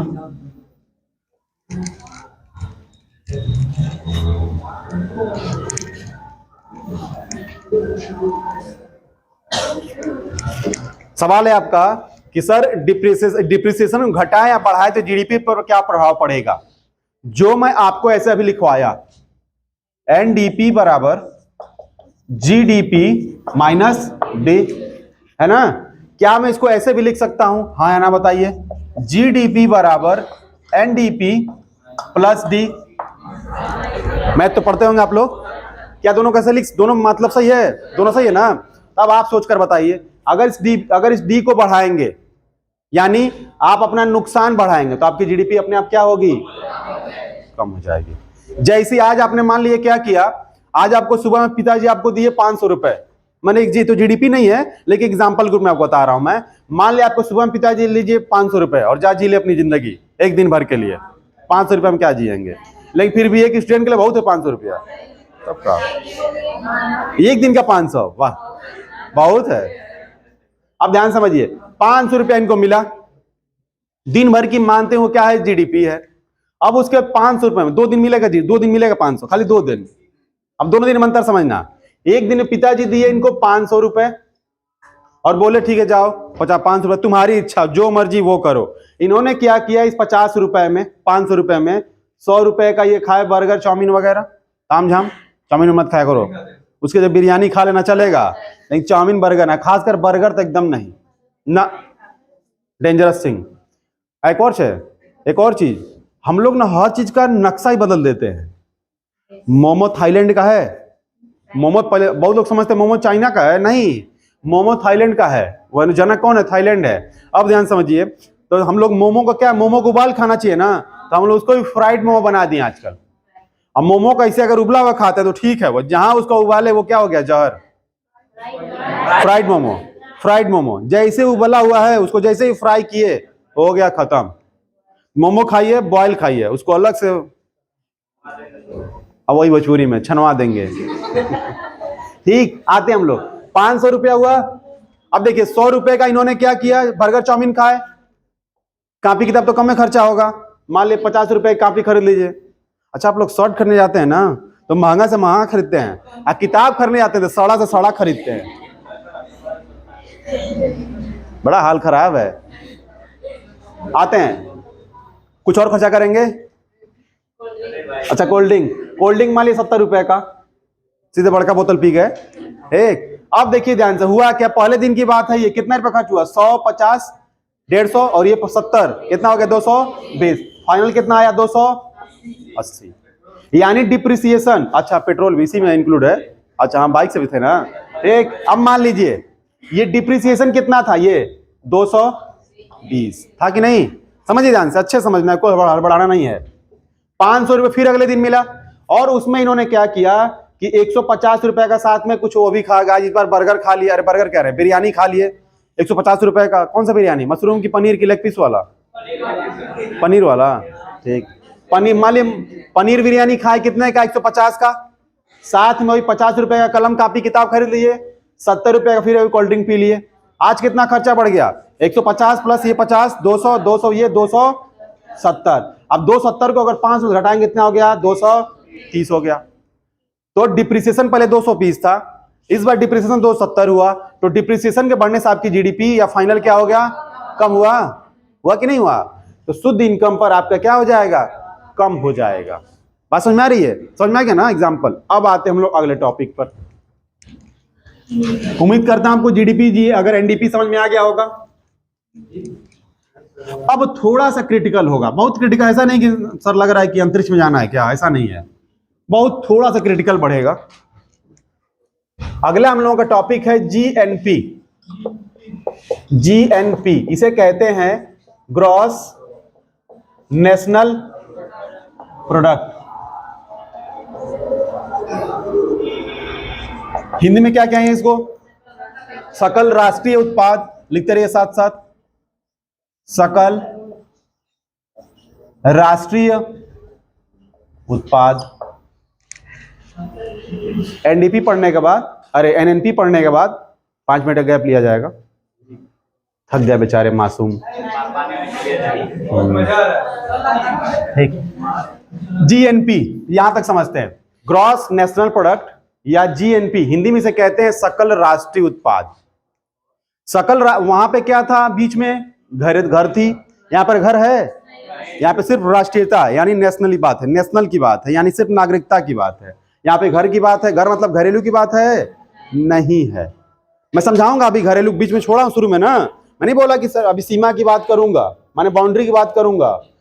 घरेलू सीमा क्या है अच्छे समझाऊंगा अभी, क्योंकि लोग घरेलू सीमा को समझते कुछ और है और घरेलू सीमा होती कुछ और है। इस एज में जितना अच्छे से पढ़ना है पढ़ जाइए। सकल राष्ट्रीय उत्पाद, सकल राष्ट्रीय उत्पाद का मतलब होता है पूरे विश्व में कहीं भी भारतीयों द्वारा कमाई गई आय, वो क्या कहलाती है, सकल राष्ट्रीय आय कहलाती है। या किसी भारतीय, यहां पे हम लोग भारत के हैं तो भारत की बात किया, या किसी भी नागरिक की वही बात होगी, किसी देश के नागरिक द्वारा पूरे विश्व में कमाई गई आय क्या कहलाती है, सकल राष्ट्रीय उत्पाद कहलाती है, यानी ग्रॉस नेशनल प्रोडक्ट कहलाता है। एज फॉर एग्जाम्पल, फिर वही मैप बना रहा हूं मैं, तो बढ़िया मैप बन जा रहा है, नहीं है, सही है, देखिए ध्यान से, अब ऊपर का गड़बड़ हो जाएगा, जगह भी नहीं है, आएगा भी नहीं कैमरे में। यहां समझिए, ये मान लीजिए भारत है, बीच में श्रीलंका को भी रख लिया जाए, श्रीलंका भी ठीक है, बड़ा बढ़िया बन रहा है आज। समझिए इतना सारा हुआ, ये कौन सा है थोड़ा बताइएगा, कौन बताएंगे, आप बताइए कौन सा स्टेट है, गुजरात, ठीक। और यहां पे कौन सा स्टेट पड़ेगा श्रीलंका के पास, अपना यूपी कहाँ है, क्या है, यहां भी है ही नहीं, सीधे यहां होगा, है ना। ठीक, आते हैं, मैप के अकॉर्डिंग नहीं है, ठीक, आते हैं हम लोग। अब समझिए भारत की सीमा है ना, अब ये भारत के इर्द गिर्द ये श्रीलंका है, यहां पर कौन सा देश होगा, अफगानिस्तान होगा। अफगानिस्तान में लिख दे रहा हूं कि आपको समझ में आए, अफगानिस्तान तो अब तालिबान हो गया है, ठीक है, बढ़िया। यहां पे क्या है, पाकिस्तान है, हम लोगों का पुराना रूठा भाई। अच्छा वही मतलब मैप की समझ, मैं तो एक अंदाजा बता रहा हूं, समझ लें, एक समझने के लिए, ठीक। अब यहां पर मान लो यहीं पर क्या है, अब यहां पर भूगोल नहीं समझना है, न तो हम लोग कुछ और समझ लेंगे, अच्छा ज्यादा मिलाने लेंगे। यहां पे क्या है, चाइना है, किसी भी देश का नाम ले लो, यहां पर मान लो अमेरिका है, किसी का नाम ले रहा हूं ऐसे अंदाजे ही, यूएसए हो गया। यहां पर मान लीजिए नेपाल है, ठीक, रूस को भी, अभी रूस यूक्रेन को छोड़ दिया, अपने परेशान है सब, रूस और यूक्रेन अपने परेशान सबको छोड़ दिया। अच्छा सच में ये है, बहुत लोग ये कह रहे हैं, देखिए दुनिया ना जब कोई जो मुद्दा बढ़ता है ना तो दुनिया दो मुद्दों में बढ़ जाती है। कुछ लोग कह रहे हैं कि यूरोप, अरे रूस क्या ताकतवर है, वेरी गुड। कुछ लोग ये भी कह रहे हैं कि यूक्रेन वो भी है, लेकिन वो सब मैटर अलग बात है, कौन हारेगा कौन जीतेगा, इतिहास में उसी का नाम होगा जो ताकतवर है, यानी रूस का नाम होगा, लेकिन वो बात अलग है। लेकिन यूक्रेन के राष्ट्रपति को ही मानना पड़ेगा, लड़ रहा है, मानना पड़ेगा, उसकी बहादुरी को ऐसा आप एक झटके में खत्म नहीं कर सकते। लेकिन अब जान रहे हैं, इस यूक्रेन और रूस की लड़ाई में सबसे बड़ा नुकसान हमेशा किसका होता है, आम लोगों का, आम लोगों का नुकसान होता है। तालिबान अफगानिस्तान में किसी का नुकसान हुआ, अफगानिस्तान के राष्ट्रपति फरार हो गए, तालिबान नया राज्य बन गया, नया सब कुछ हो गया, राष्ट्रपति बन गया, सब सरकार चलने लगी, नुकसान किसका हुआ, वहां की महिलाओं का, वहां के लड़कों का, हालत खराब है। सबसे नुकसान इतिहास में उन्हीं लोगों का होता है, आम लोगों का। हमको लगता है आम आदमी इसीलिए होता ही है, नुकसान के लिए। आते हैं हम लोग, और कोई देश का नाम बता दो आप लोग, बांग्लादेश को रख लो यहाँ पे, अब यहाँ मैप मत भी लाना, बस एग्जाम्पल नहीं तो यहाँ पे अमेरिका कहां से आ जाएगा, ठीक। ये बांग्लादेश हो गया, मान लो यहाँ पर म्यांमार हो गया। इस एग्जाम्पल के बाद समझते हैं हम लोग, पहले फिर से एक बार परिभाषा बता रहा हूं। सकल राष्ट्रीय उत्पाद का मतलब ये होता है सभी भारतीयों द्वारा पूरे विश्व में कमाया गया धन। यानी एग्जाम्पल के लिए, ये अगर 1 2 3 4 ये 7 बहनें हैं, सपोज चले जाएं चुनाव वाले, ध्यान समझिए, मान लीजिए क्या है, ये 7 लोग हैं, ये 7 लोग, अच्छा चुनाव में सारे देशभक्त सामने आ जाते हैं, कोई बोल रहा है 12 के बाद फिर 12 में जाइए, कोई बोल रहा है भारत की राजधानी लखनऊ है ना, कोई कुछ ही बोलता है, हम लोगों के विधायक जी के मुंह से जुबान फिसल गया। उनसे पत्रकार पूछा कि ये बताइए कि आप कैसे करेंगे, तो कहेंगे हम बदला लेंगे और सपा पार्टी को जिता कर लेंगे बदला। होता है जुबान ही फिसल जाती है। जैसे आप बड़े पद पे है ना, इसलिए होता है कि आप जैसे आपको बड़ा पद मिलता है तो आपकी जुबान बड़ा मायने रखती है। जैसे आप छोटे पद है, रिक्शा वाला कुछ बोल देगा, कोई दिक्कत नहीं, कुछ भी ना, वो बोल दे प्रधानमंत्री बनेंगे, लोग अच्छा प्रधानमंत्री बनेंगे, है ना। कोई थोड़ा सा एक ऊंचा आदमी बोल देगा मैं प्रधानमंत्री बनूंगा, तो लोग पीछे पड़ जाएंगे। इसीलिए बोलता हूं कि अपने बड़े बड़े डिजायर को शेयर मत किया करिए, क्योंकि अगर आपके डिजायर बड़े हैं और दूसरा अगर आप टैलेंटेड हैं, दुनिया आपको छोड़ेगी नहीं। हमको नहीं लग रहा है कि हम कभी उम्मीद नहीं लगा रहे हैं कि कभी अगर 10 में रहे होंगे मोदी जी या 12 में, तो अपनी मम्मी से बोले होंगे कि मैं मम्मी प्रधानमंत्री बनना चाहता हूं, बोलेंगे सुबह ही लगा लिया क्या? है कि नहीं? बात समझ में आ रहा है? ये कॉमेडी रूप में है कि नहीं? कभी उम्मीद है बोले होंगे प्रधानमंत्री जी कभी बोले होंगे? सोचिए कभी प्रधानमंत्री कभी एक आम कार्यकर्ता रहे होंगे ना? क्या वो अपने जिला अध्यक्ष से या अपनी कभी राष्ट्रीय अध्यक्ष ये बोले होंगे प्रधानमंत्री बनना चाहता हूं? नहीं, उसी समय उनको रगड़ दी, मसल देते लोग उनके ऊपर वाले। लेकिन अपने डिजायर को क्या किए, वो अंदर दबा के रखे। क्रोध को, डिजायर को दबा के रखना। एक ही बार फटेगा ना, फटेगा तो कुछ मिलेगा। डिजायर को अंदर रखिए। गली घूमते घूमते मत पूछो क्या करते हो, अपनी सीजीएल तैयारी करते हैं, क्या कर रहा हूं, ये तैयारी करते हैं, क्या करते हैं, ये तैयारी करते हैं ना, बिल्कुल नहीं बताना। पूछना कुछ बोल दो कि ए तेरे कोचिंग यानी टाइम पास करे, है ना। आते हैं, यानी सकल राष्ट्रीय उत्पाद का मतलब ये है, यानी सकल राष्ट्रीय उत्पाद का मतलब ये होता है पूरे विश्व में भारतीयों द्वारा कमाया गया धन क्या कहलाता है? जीएनपी कहलाता है। यानी मैं वही बताया 7 बहनें हैं, इसमें से किसी को शक है कोई चीन की है, कोई बांग्लादेश की, कोई पाकिस्तान का बैठा है इसमें? नहीं ना, इसमें सभी इंडियंस है, किसी को डाउट है नहीं, है ना। सभी इंडियंस, ध्यान समझिएगा मेरी बात, सभी इंडियंस है। अब होता क्या है इसमें, शिवांगी, आप और आप लोग चारों इंडिया में रह गई, है ना। इंडिया में ये चली गई ब्राजील, ये चली गई यूक्रेन, वो चली गई रूस, ठीक है ना। ये तीनों चली गई विदेश में। भले ये विदेश में चली गई, वहां पे इनका उद्योग है, वहां पे नौकरी कर रही हैं, लेकिन एक्चुअल में है क्या, ये भारतीय है। समझ रहे, वहां भले व्यापार इनकी कंपनी चल रही है, लेकिन है क्या, ये भारतीय है। तो ये भले भारत में और भले विदेश में, इन सभी लोगों की आय को जोड़ा जाएगा, और इन 7 लोगों की आय को जोड़ने के बाद जो इनकम आएगी वो भारत की क्या कहलाएगी? जीएनपी कहलाएगी, सकल राष्ट्रीय उत्पाद कहलाएगी। एग्जाम्पल के लिए, जिसको जहां जहां जाने का मन होगा फटाफट बता देगा, भाई मैं तो पहले इंडिया में रहूंगा, मैं पहले अपना चुन लिया। किसी और को इंडिया में रहना है? किसको? आपको? क्या नाम है? हिमांशु इंडिया में, आपको इंडिया में नहीं रहेगा।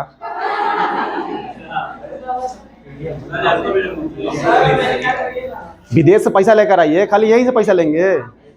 अब देखो ध्यान से, इसमें भी सवाल है, खेल खेल में पढ़ना है। अब मैंने बोला ना विदेश से पैसा लेकर आइए, तो विदेश से जब पैसा लेकर आएंगे तो उस पैसे को क्या बोलते हैं? एग्जाम का क्वेश्चन है ये, क्रिप्टो करेंसी ना है, विदेशी पैसा, बिल्कुल पता है कि विदेशी पैसा है, देसी पैसा है। लोग बोलते हैं देसी मुर्गा, वो विदेशी मुर्गा है ना। तो वैसे ही बताइए, और कुछ कोई लोग सोचिए। डॉलर तो है ही कि देश की पर्टिकुलर वहां की मुद्रा है, लेकिन मान ली मैं जापान से लेकर आया, आप जापान से लेकर आई पैसा वहां पर कमा के, आप रूस से लेकर आई, आप यूक्रेन से लेकर आई, आप अमेरिका से लेकर आई, आप चीन से लेकर आई, है ना, और मैं भारत से हूं, तो मेरे पैसे को भारत का बोला जाएगा, भारतीय। लेकिन आपके पैसों को, सभी पैसों को ये नहीं बोलेंगे कि जर्मनी की रुपया लेकर आए, लेकिन सभी के पैसों को एक साथ क्या बोला जाएगा? परीक्षा में सवाल आता है। और एक और चीज जान लो, करंट अफेयर में पढ़ाऊंगा, उसकी एक रैंकिंग आती है।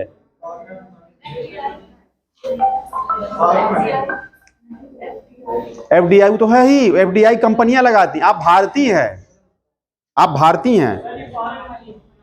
फॉरेन मनी वो तो है ही, फॉरेन मनी, इंडियन मनी, कुछ और सोचिए, देखिए ध्यान से। जान लो थोड़ा सा। अभी बीच में थोड़ा रोकते हैं, बीच में प्रचार आ गया, 30 सेकंड का प्रचार है। जैसे मैं अगर कुछ भी बोलूं ना तो समझ लीजिए सर कोई टॉपिक पढ़ा रहे हैं, बता रहे हैं। जब मैं बोला कि विदेश आप गए पैसा लेकर आए तो उसका भी एक नाम होता है और उसकी एक रैंकिंग जारी होती है हर साल। पिछले 2 साल से भारत नंबर 1 रहा है, लेकिन इस बार चीन आगे चला गया। भारतीय अच्छे हैं, भारत विदेश के लोग जाते हैं, भारत के लोग विदेश में जाते हैं, बहुत पैसा भेजते हैं भारत को, बहुत भेजते हैं। मान लो आपके गांव में देखते हो, आपके गांव के लोग पक्का सऊदी में या दुबई जाते होंगे कमाने, तो वहां से घर के वहीं पर नहीं रहे, सेटल हो जाते हैं, यहाँ पैसा भेजते हैं 2 साल के बाद। तो पैसा भेजे तो पैसे को देखो क्या बोलते हैं,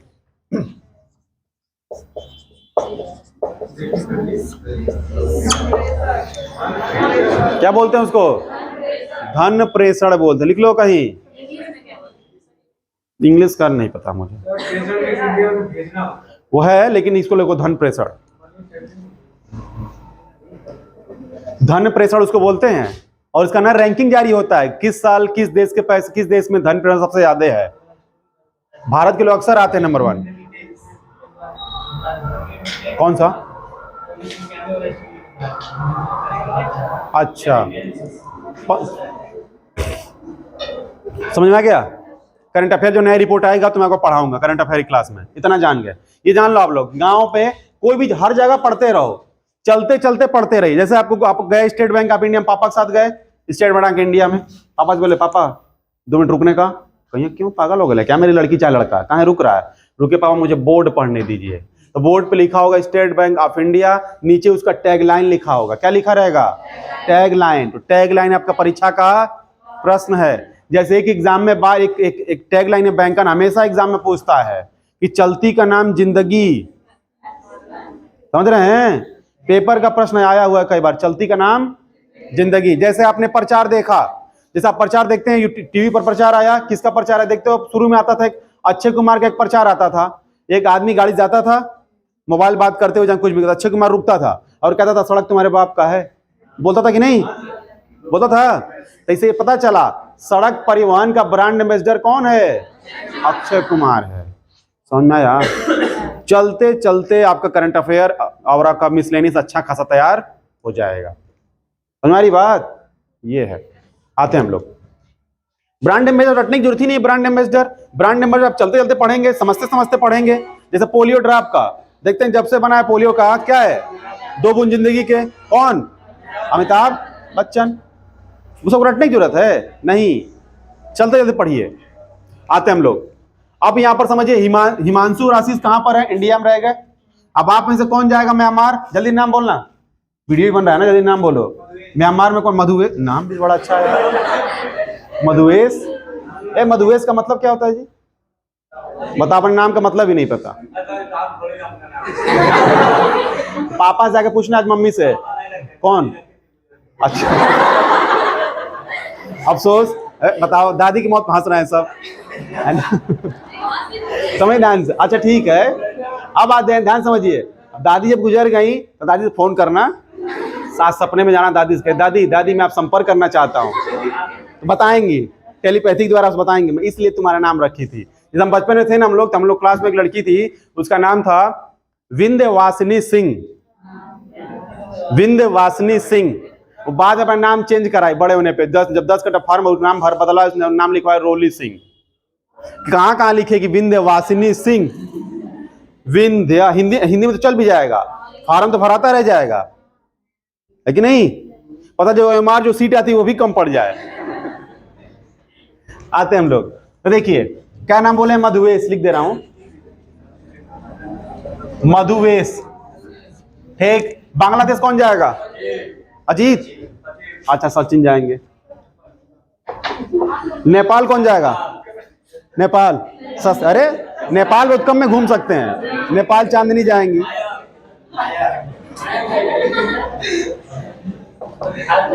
चीन कौन जाएगा? चीन जाएंगी, चीन जाएंगी हर्षिता। अब लड़कों में अफगानिस्तान कौन जाएगा?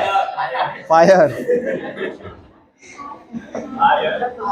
अच्छा, टीवी पे ना पूरा हम लोग की जो पीढ़ी है इस समय सब फायर हुए पड़ी है, फायर हुए पड़ी है। सब के सब जो भी कोई हीरो आ जाता है, कोई भी बना रील बनना शुरू।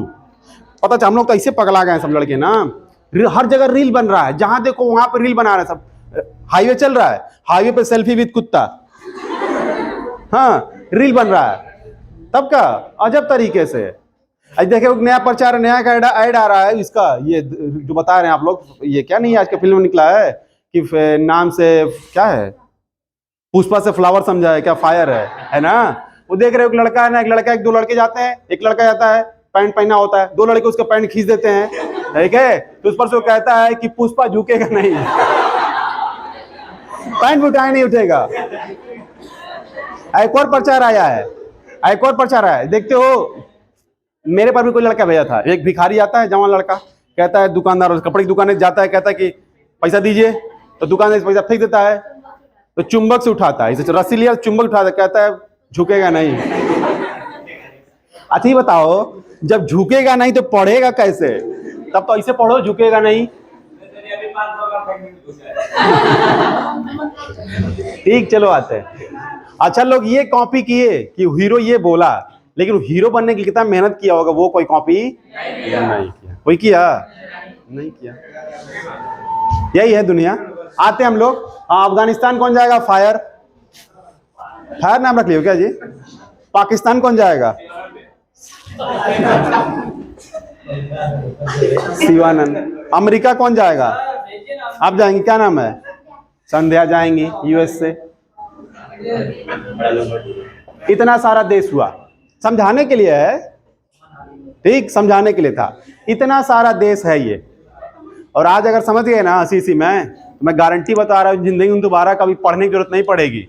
बस कुछ फार्मूलों को ऐसे देखोगे सामने और याद हो जाएगा। हम भी पढ़ते पढ़ते इस चैप्टर को आपको समझने में इसलिए आ रहा है ना कि आसानी भाषा में बता रहा हूँ।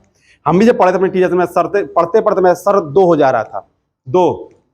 इसको अपने मन से पढ़ा हूँ, अपने तरीके से समझ समझ पढ़ा हूँ, तो आपको पढ़ा ले रहा हूँ, है ना। लेकिन इस ज्ञान को आप लोग बांटिएगा, ये नहीं कि बस हम ही जाने, क्यों जाने ना। आते हैं, इतना सारा देश है, ये सब ये भारत की सीमा है, लेकिन ये जो देश है म्यांमार, अच्छा श्रीलंका भी कोई चला जाए। हाँ, चश्मा क्या नाम है? ठीक है, अंजलि जाएंगी कहाँ पे? श्रीलंका में। वहां पे कौन सी एक्ट्रेस फेमस है जो भारत की बॉलीवुड में है? जैकलीन फर्नांडिस से मिल के आना, ठीक है। अब समझिए, इतने सारे देश हैं, इतने पूरा खरीद लिए देश ही अपना, तब क्या सोचो हम लोग ऐसे देश में चले जाएं और बड़े बड़े पदों पर सब लोग रहे, तो मैं तो वैसे प्रधानमंत्री, ठीक। यहाँ आते हैं, अब ये सब लोग अलग अलग, इधर फोकस करिए, हंसी मजाक हो गई, ये बातें फोकस करिए। इतना सारा हो गया। अब इसमें हम लोग समझते हैं कि जीएनपी का मैटर क्या है। अब इसको बताने से पहले आप में से किसी एक से पूछना चाहूंगा, बताइए कौन बताएगा? बताएंगे चांदनी आप बताइए कि ये सारा स्ट्रक्चर देखने के बाद ये जितना नाम लिखा हूं पाकिस्तान का, भी मैं सोचना कि सर पाकिस्तान यहाँ क्यों लिखे हैं, सर ऑस्ट्रेलिया क्यों लिखे हैं, ऐसे लिखा हूं। फॉर एग्जांपल इकोनॉमिक क्लास है, ज्योग्राफी क्लास नहीं है, बस समझा रहा हूं। अब बहुत सारे देश इधर उधर बना दिया हूं। अब इसमें ये बताओ कि ये सारा मैप देखने के बाद सिर्फ नाम लेकर बताना कि जीडीपी क्या क्या होगा, इसमें कौन कौन जीडीपी में काउंट होंगे। तो कौन कौन लोग हैं? आशीष और हिमांशु जीडीपी में काउंट होंगे। बताइए क्यों? क्योंकि भारत की सीमा में। समझ में आ रही बात? Very good. आशीष और हिमांशु क्यों जीडीपी में काउंट होंगे? क्योंकि ये लोग भारत के हैं या विदेशी है, चाहे कोई हो, लेकिन भारत की सीमा में है। समझ में आ गई बात? अब आते हैं हम लोग, अब इसमें किसी विदेशी को भी लेकर आओ। किसको लेकर आओ? किसी विदेशी को भी। किसको? किसी विदेशी को भी। मान लीजिए दो लोग, एक आ गई सेनोरिटा। कौन आ गई? सेनोरिटा। और एक और आ गई, मान लीजिए जेनिफर।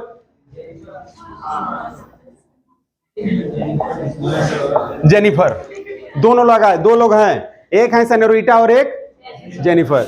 ये है रूस की और ये है यूक्रेन की, ठीक है। ये रूस की और ये यूक्रेन की। अब समझिए ध्यान से, अब हुआ क्या? इतना सारा स्ट्रक्चर समझने के बाद अब हम लोग निकालेंगे कि भारत की सकल राष्ट्रीय उत्पाद क्या होगा। थके नहीं पढ़ते पढ़ते? थक गए? नहीं। वेरी गुड, ठीक। समझिए, अब इस सबको देखने के बाद होगा क्या? जितने भी भारतीय हैं उन सभी की इनकम को जोड़ देंगे, ठीक, और भारत में जो रहने वाला विदेशी उसको क्या कर देंगे, घटा देंगे। बात समझ में आई? अब इसमें भी दो तरीके सोचना है। अगर जीडीपी से रिलेटेड फार्मूला आया, क्या आया, जीडीपी से रिलेटेड फार्मूला आया तो घटाएंगे। बात समझ में आएगा? अगर विदेशी की बात आई तो घटाएंगे, अगर विदेशी की बात नहीं आती सीधे पूरे विश्व में भारतीयों द्वारा कमाया गया धन। समझ में आ गई बात? ये होगी बात। अब भारत में विदेशी भी है तो इसके लिए फार्मूला अपने देश में क्या करेंगे आप? अब आप लोग बताइए, इस पूरे स्ट्रक्चर को देखकर आप सभी लोग बताइएगा कि जीएनपी के लिए क्या क्या करेंगे, किसको किसको जोड़ेंगे। हिमांशु जुड़ जाएंगे, अच्छा हर्षिता जुड़ जाएंगी, चांदनी जुड़ जाएंगी, Sachin plus, Madhuvesh plus, Anjali plus, Sandhya plus, fire plus, Shivanand plus और आशीष प्लस, हिमांशु प्लस। ये सब जोड़ने के बाद माइनस सेनोरिटा माइनस जेनिफर। बात समझ में आया? तो इससे निकलता है एक फार्मूला, समझिए। अब फार्मूला आपको कभी नहीं भूलेगा अगर ये स्ट्रक्चर दिमाग में है तो। अब इसके बाद जो फार्मूला बनेगा अपने देश का, जीएनपी बराबर होगा GDP plus X minus M. अब आपके दिमाग में आ रहा होगा कि सर यहाँ पे ए प्लस बी नहीं लिख सकते हैं क्या? सर यहाँ पर अल्फा बीटा गामा नहीं लिख सकते हैं, ठीक है, लेकिन जानते हो ना फार्मूले कुछ बन जाते हैं तो उसको लिखेंगे ज्यादा बेहतर रहेगा। इस अर्थशास्त्रियों ने किताबों, हम लोग किताब में क्या माना, एक्स और एम माना। समझ में आ रहा है? तो अब इसका फार्मूला देखिए क्या होता है। पहले फार्मूला को हम लोग प्रूव करते हैं। यहां पे पहले इसको जान लेते हैं। यहां पे जीडीपी बराबर मैंने क्या बताया था शुरू में, एक्स प्लस एम, और यहां पर प्लस क्या बताया, यहां पे क्या है, प्लस एक्स माइनस एम। तो एम से एम खत्म, बचा कौन, दो एक्स बचे। एक एक्स कौन है जो भारत में भारतीय है, एक एक्स कौन बचा जो विदेश में भारतीय। सब क्लियर हो गया? ये प्रूफ करके नहीं दिखाते लोग किताबों में, बात समझिए। ये मतलब इसका ये हुआ, यानी एम से एम खत्म, भारत में रहने वाला विदेशी और विदेश में रहने वाला विदेशी खत्म हो गया, कट हो गया, एम से एम कट गया। बचा कौन, एक एक्स और दूसरा एक्स। पहला एक्स क्या है, भारत में रहने वाला भारतीय, और दूसरा एक्स क्या है, विदेश में रहने वाला भारतीय। ये पूरा फार्मूला क्या हुआ, किसका हुआ, सकल राष्ट्रीय उत्पाद। यानी फार्मूला ये बनता है पूरे विश्व में भारतीयों द्वारा कमाई गई आय क्या कहलाती है, सकल राष्ट्रीय आय कहलाती है, यानी जीएनपी कहलाती है। अब आगे एक और फार्मूला, एक और चीज जान लो आप लोग अभी, फिर आप लोग नोट करना। अब जैसे हम लोग जीडीपी से एनडीपी कैसे निकालें, बताइए, थोड़ा 5 मिनट पहले जाइए। जीडीपी में से हम लोग एनडीपी कैसे प्राप्त किए, जब जीडीपी से हम लोग क्या घटा दिए, मूल्य हाथ घटा दिए। अब वैसे ही सेम चीज अगला कंपोनेंट हम लोग क्या पढ़ेंगे, एनएनपी। एनएनपी का मतलब होता है net national product, net national product, ये होता है फार्मूला, ठीक है। तब इसका जो फार्मूला होगा, यानी एनएनपी बराबर होगा जीएनपी माइनस डी। अब लिख लीजिए। अब थोड़ा दिमाग में कंफ्यूजन आ रहा होगा और आना भी चाहिए, नहीं आ रहा तो आप लोग सीधे स्वामी विवेकानंद के अवतार हैं, नोट कर लीजिए।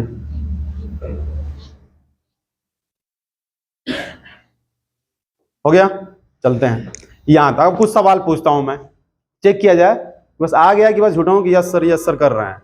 एग्जाम्पल के लिए जिसे पूछूंगा वही बताइएगा, या सभी लोग बताइएगा, सभी लोग। मान लीजिए चेक हो जाएगा सही है कि नहीं, बताते आप लोग कंफर्म हो जाएगा सही है कि नहीं। अब समझ ध्यान से, जैसे मान लीजिए भारत की कोई कंपनी, पहले उल्टा सवाल, मान लीजिए पाकिस्तान जोड़ रहा हूं तो दोस्ती कर रहा हूं दोनों में। पाकिस्तान की कोई कंपनी कहां आ गई, भारत में आ गई। पाकिस्तान की कंपनी कहां है, भारत में है। तो हमें यह बताइए, भारत की जो भारत सरकार, तो जो पाकिस्तान कंपनी भारत में आई है वो भारत की जीडीपी में काउंट होगी कि पाकिस्तान की जीडीपी में, किसकी जीडीपी में, क्यों, भारत की सीमा में है। और एक सवाल, जब वो पाकिस्तान कंपनी जब यहां आ गई थी तो पाकिस्तानी सरकार उसको अपनी जीडीपी में काउंट करेगी जीएनपी में, क्यों, वेरी गुड। अब मान लीजिए भारत की कोई कंपनी चली गई अमेरिका, भारत की कोई कंपनी चली गई है अमेरिका, तो अमेरिकी सरकार उसको अपनी जीडीपी में काउंट करेगी जीएनपी में, क्यों, लेकिन भारत का है तो भी कैसे काउंट करेगी? नहीं, तो भारत कंपनी है वहां तो क्यों जीडीपी में क्यों काउंट करेगी? क्योंकि उसकी सीमा में। Very good. और एक और वही अगला ही सवाल है कि मान लीजिए वही भारत कंपनी कहां चली गई? अमेरिका। तो भारत सरकार उसको अपनी जीडीपी में काउंट करेगी, जीएनपी में? क्यों? ठीक है, क्यों भारत अपनी जीडीपी में काउंट नहीं करेगा? क्योंकि भारत की सीमा में नहीं। क्या बात, बहुत तेज हैं आप लोग पढ़ने में। सही है, यहां तक कंप्लीट हुआ। यानी फिर से एक बार रिपीट कर रहा हूं, जीडीपी का मतलब होता है भारत की सीमा में कोई हो एक साल में जितना उत्पादन करेगा वस्तु व सेवा, वह क्या कहलाएगा? भारत की जीडीपी। ठीक वैसे ही अब जैसे उसमें जीडीपी में से मूल्यह्रास घटाते हैं तो क्या निकल जाता है आपका? एनडीपी। अब दूसरा क्या है? तीसरा कंपोनेंट क्या है? जीएनपी। जीएनपी का मतलब होता है ग्रॉस नेशनल प्रोडक्ट, यानी सकल राष्ट्रीय उत्पाद। यानी मतलब यह है भारतीयों द्वारा पूरे विश्व में कमाया गया धन।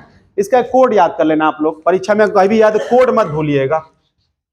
देखिए इसको, इस कोड को अब जानते हैं किताबों में, आप लोग जानते हैं कि ये सब किताबों में दिया हुआ है, लेकिन फिर भी स्टूडेंट लोगों को या टीचर लोग कभी क्यों इतना कठिन लगता है इकोनॉमी? वजह बता रहा हूं, किताबों में थोड़ा उलझा, पब्लिकेशन है ना, तो सिर्फ आपके लिए तो बनाएगा नहीं।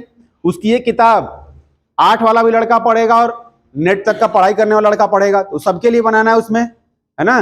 तब देखिए वो ऐसे करते हैं किताब वाले। किताब में पढ़िए आप लोग, ऐसे देगा जीडीपी, फिर दे देगा यहां पर जीएनपी, फिर उल्टा करके देगा, फिर आपका देगा यहां पर एनडीपी, और फिर आपको यहां पर देगा एनएनपी। दिमाग का कंफ्यूजन हो जाता है, पूरा दही हो जाता है दिमाग का। नहीं बोलते हैं रायता फैल जाता है, पूरा रायता फैल जाता है दिमाग का, नहीं समझ में आता है। इसलिए आप इसको ऐसे पढ़ें, जीडीपी के साथ रखिए उसके लड़के को, एनडीपी को, फिर इसके जीएनपी के साथ रखिए इसके लड़के को, किसके? एनएनपी। तब इसका कोड रखना है, कोड बनाना है, बीच का ध्यान देना है, किसका? बीच का। अगर बीच में डी डी है तो इसका मतलब डोमेस्टिक की बात है, यानी किसकी बात है? घर की। और जब बीच में एन एन है तो यानी किसकी बात है? नागरिकता की। यानी जितना बोलेगा उतना ही सोचना है। यहां पे घर की बात है तो घर में कोई हो, बस कोड याद कर लीजिए, घर में हो कोई हो, यानी वो डोमेस्टिक हो गया, यानी जीडीपी हो गई। समझ में आया? अब उसके बाद एन जब आया, एन का मतलब नागरिकता, भारतीय हो कहीं हो, यहां मतलब घर में कोई हो, यहां भारतीय हो कहीं हो। इस परीक्षा में कोड हमेशा याद आएंगे। एक अब एक चीज बताकर थोड़ा सा पानी, आप लोग 5 मिनट वेट छोड़ता हूं। अब ये बात जो आ रही थी यहां तक समझ में आ गया ना सबको? अब जो एक बात आ रही है घरेलू सीमा और भौगोलिक सीमा की। भौगोलिक सीमा तो भूगोल में जानते होंगे, हम बताते हैं आपको घरेलू सीमा। घरेलू सीमा का मतलब, आप लोग कभी दिल्ली जाइएगा तो जो यूपीएससी भवन है, यूपीएससी का, जहां पे लोक सेवा, केंद्रीय लोक सेवा आयोग है भारत का, यूपीएससी, वहां जाएंगे तो इंडिया गेट बगल में पड़ता है। अब तो एक ही रोड पे सारे रोड एक ही आपस में मिले हुए हैं, सब आपस में केंद्र के रूप में, ठीक है? तो वहां पे जाएंगे ना तो आप साइड से देखेंगे कि पूरा एक ऐसे होगा। जब वहां पर आप जाएंगे तो ऐसे आप ऑटो में बैठे रहेंगे, टेम्पो में बैठे रहेंगे, तो वहां पे आप देखेंगे छोटे छोटे घर होंगे लाइन से, ऐसे छोटे छोटे घर होते हैं लाइन से, है ना? सारे छोटे छोटे घर होते हैं लाइन से। अब उन देखे होंगे तो आपको ये आश्चर्य होगा, और सबके घर के जो ढांचे होंगे, बनावट, वो सबके अलग। कभी जाया करो तो, अब टेम्पो में बैठ, बस ये मत सोचा करो टेम्पो घर जाते हैं, टेम्पो में बैठे से दूसरे शहर में गए तो सोचिए समझिए कैसा चल रहा है दुनिया। भारत, पहले तो भारत ही, ना विदेश जाएंगे। भारत में कई सारा इतना देश है, आप भारत के नागालैंड चले जाओ, आपको लगेगा दूसरे देश में आ गए आप। दिल्ली में चले जाओ, कहीं और देश में आ जाएंगे आप। हम लोग घोसी में आ जाओ तो एक अलग ही देश है, आ कहीं पूर्वांचल में आ गए तो अलग देश है। आपको अगर पूरे भारत में सबसे ज्यादा अगर किसी को ऐंठन है, जबरदस्त ऐंठन है, अब वो भी झूठ मूठ का, कमछम से लगाए हैं, पान चुआए हैं, ठीक चल रहा है, आते हैं तब का कुछ जाओ ना, कुछ है इसे न मिल जाएंगे। कुछ सामान कर दो, काओ खा खा हुआ, काओ का मुंह में पान लिए बोल रहे हैं, अबे मुंह थूक ले तब बोल नहीं। अब देखिए इसमें होगा कि सबका अलग अलग बनावट होगा बिल्डिंग का। यहाँ पर लिखा होगा रूस, यहाँ पर चाइना, यहाँ पर जर्मनी, यहाँ पे ब्राजील, यहाँ पे अमेरिका, मतलब अमेरिका तो हो ही गया, यहाँ पे सीरिया का भी रहेगा, यहाँ पे अफगानिस्तान और पाकिस्तान, और कौन? यूक्रेन, और जर्मनी, कनाडा, ऑस्ट्रेलिया, ये सभी देश लिखे होंगे। आपको समझ में आएगा ये कैसे छोटे छोटे घर हैं। होता क्या जानते हैं क्या है वो क्या है, राजदूत हैं या उच्चायुक्त हैं। ध्यान समझिए, उनको या तो राजदूत बोलते हैं या उच्चायुक्त बोलते हैं। वैसे उनको क्या बोलते हैं भारत में, उच्चायुक्त। क्या बोलते हैं उनको, उच्चायुक्त बोलते हैं। अब एक और सवाल ये उठता है कि राजदूत क्यों सर बोल रहे हैं, क्यों उच्चायुक्त बोल रहे हैं, अभी बताऊंगा मैं, पहले आप जान लो, पहले इसको समझो ध्यान से। हाँ, हर देश में होगा लगभग जिसमें भारत जितने मित्र है देश, लगभग उसमें होगा। ठीक, अधिकारी होते हैं, आईएफएस एग्जाम पास करेंगे ना, रिटायरमेंट जब होता है तो उसी में बताते हैं लोग। अब आते हैं हम लोग, अब ये छोटा छोटा जैसे घर होता है, अब ठीक वैसे ही जितने अलग अलग देशों के छोटे छोटे घर बने, उन देशों के भारत में राजदूत हैं।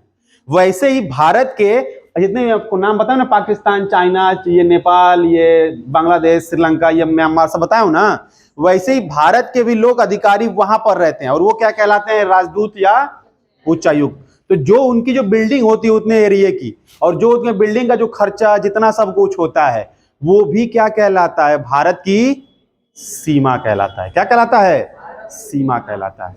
यानी भारत की भौगोलिक सीमा का मतलब, भारत की घरेलू सीमा का मतलब जान लो क्या होता है, जान ले ध्यान से। भारत की घरेलू सीमा का मतलब, भारत की भौगोलिक सीमा से बड़ी सीमा क्या होती है, घरेलू सीमा होती है। भारत की घरेलू सीमा बराबर भारत की भौगोलिक सीमा प्लस राजनयिक क्षेत्र। बात समझ आ गई मेरी। जैसे एग्जांपल कि भारत का बॉर्डर है, भारत की पूरी सीमा है। अब मान लीजिए यहाँ पे श्रीलंका है, श्रीलंका के इतने एरिया में भारत का राजदूत रहता है, उतने एरिया में 10 एकड़ में उतना बड़ा बिल्डिंग, उतने एरिया में रह रहा है, सब कुछ खर्च हो रहा है, भारत सरकार उठा रही है। तो ये जो जीडीपी में होगा, ये भी भारत सरकार जोड़ेगी इसका, और इतना पे जो खर्च हो रहा है भारत सरकार उसको भी क्या जोड़ेगी, अपनी जीडीपी में जोड़ेगी। उतना जानने की आवश्यकता आपको नहीं है, लेकिन मैंने फिर भी बता दिया कि अगर कोई एक्चुअल में पूछ ही दे कि घरेलू सीमा का मतलब क्या है, आप लोगों का एग्जाम थोड़ा बड़ा है, इतना छोटा एग्जाम नहीं है वो।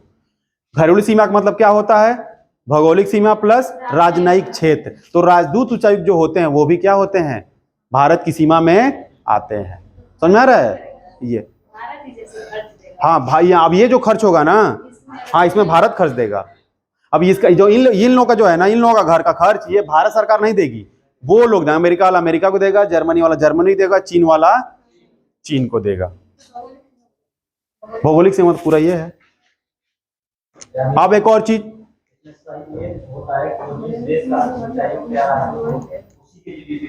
हाँ उसकी जीडीपी में काउंट है। और एक स्पेशल चीज बता रहा हूं मैं, थोड़ा सा एक्स्ट्रा समझिए, इसी पे बता दे रहा हूं, इसी मैप पर। आप लोग इकोनॉमिक्स में या ज्योग्राफी में एक पढ़ते होंगे अनन्य आर्थिक क्षेत्र, या अंग्रेजी में पढ़ते होंगे सेज।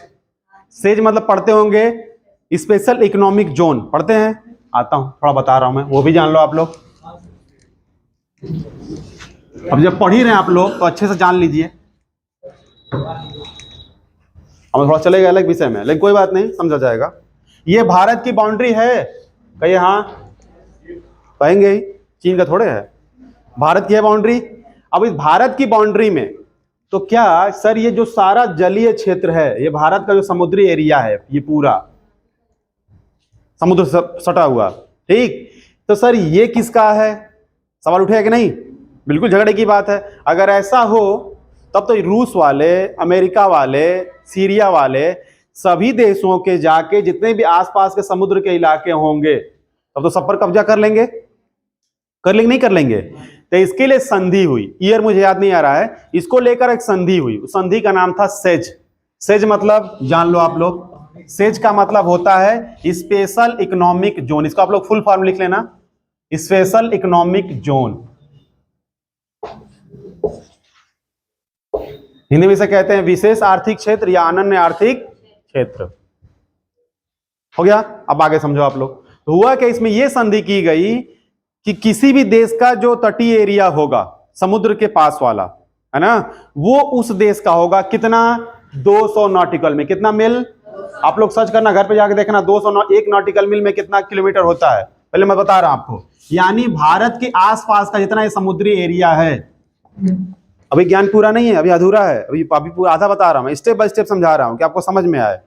भारत के आसपास का जितना एरिया, कितना एरिया, 200 नॉटिकल मील। कितना, 200 नॉटिकल मील। ये आप लोग लिखो यहां पर, 200 नॉटिकल मील। ये हम लोग भूगोल में चले गए।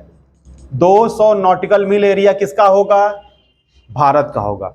लेकिन आगे पूरी बात, अभी आधी बात है, 200 नॉटिकल मील किसका होगा? भारत का होगा। लेकिन आगे शर्त यह है कि पूरा भारत का नहीं होगा। तो सर किसका होगा, कैसे होगा? वो 200 नॉटिकल मील भारत का तब होगा, वही क्षेत्र होगा जो भारत के लिए कैसे फायदेमंद हो, आर्थिक रूप से क्या होगा? फायदेमंद होगा। कैसे होगा? आर्थिक रूप से फायदेमंद होगा, तभी उसको क्या मानेंगे? भारत का स्पेशल इकोनॉमिक जोन। जैसे एग्जांपल के लिए बरसात के महीने में, कब, किस महीने में? बरसात के महीने में होता क्या है ना कि भारत का एक राज्य है जिसका नाम है गुजरात। आप लोग हमेशा करंट अफेयर में कभी भी न्यूज पढ़ना आप लोग तो देखना, बरसात के महीने में ना भारत और पाकिस्तान हमेशा झगड़ा होता है। कौन सा एरिया? गुजरात में। गुजरात का एक जिला है कच्छ का। कौन सा जिला है? कच्छ का। इसे भी याद रखिए, करंट अफेयर में सब आने हैं कभी ना कभी, कहीं ना कहीं। फिर से मैं बना दे रहा हूं, बस इतना बता रहा हूं। गुजरात के एरिया कच्छ, पाकिस्तान है ना बॉर्डर। पाकिस्तान हमेशा होता क्या है ना, जब भी बरसात का महीना आता है, ठीक, तो भारत क्या करता है? भारत भी कम नहीं है, पाकिस्तान भी कम, दोनों कम नहीं है, दोनों चलते हैं, दोनों एक दूसरे के पीछे। अब देखिए, तो जो कच्छ का जो एरिया होता है ना, भारत सरकार क्या करती है? बाकी महीनों में यहाँ कुछ नहीं करती है। जैसे बरसात का महीना आता है, भारत सरकार यहाँ पर अपना स्टीमर, नाव वगैरह सब पर्यटन स्थल बना देती है। क्या बनाती है? पर्यटन स्थल। अब पाकिस्तान वाले जानते हो ना कि अपने दुख से किसी को दुख नहीं होता है, दूसरे के सुख से ज्यादा दुख होता है। जैसे आपका दोस्त फेल हो जाए तो दुख होगा, लेकिन आपका दोस्त अगर पास हो जाए तो उससे दुख होगा। अब कोई बोलेगा सर नहीं, भुलवाइए मत वो आपका मन जानता है, वो होता है। सच बता रहे हो, 3 इडियट बहुत बड़ी बात, बढ़िया बात बोलता है आमिर खान कि सच बात है, दोस्त अगर फेल हो जाए दुख होता है, लेकिन दोस्त अगर पास हो जाए ना तो इतना दर्द होता है कि पूछो मत, बड़ा होता है। आते हम लोग, तो होता क्या है ना, पाकिस्तान कहता है कि ये भारत वाले, तुम लोग ये बताओ कि तुम लोग बाकी महीने में स्टीमर और नाव लेके नहीं आते हो, बरसात के महीने में लेके चले आते हो हड़पने के लिए। माने भारत जानबूझ कहता है कि जानबूझ क्या है ही भारत का, ठीक। तो अब ये पाकिस्तान बार बार कहता है यूएनएम जाकर के, तो दलदली जमीन है, ये भारत के आर्थिक रूप से कोई फायदेमंद वाली चीज नहीं है। तो भारत कहता ऐसे कैसे है, हम वहां पर स्टीमर नाव चला के क्या कमाते हैं, आर्थिक रूप से मेरे लिए क्या है, फायदेमंद है। तो हमेशा देखना करंट अफेयर में इसको लेकर हमेशा क्या रहता है, विवाद रहता है। तुरंत आपको सोचना चाहिए कि समुद्री झगड़े के लिए क्यों झगड़ा कर रहा है भारत और पाकिस्तान, तो झगड़ा कौन सा मैटर है, सेज का। देखिए आप लोग इकोनॉमी पढ़ते पढ़ते आप कहाँ गए, भूगोल में, इसीलिए मैं बोलता हूं जीएस की बंद कर दिएगा। होता क्या है ना, इधर ये जीएस के हर एक मैटर, जीएस का पूरा हर एक मैटर आपस में क्या है, कनेक्ट है, सबका सब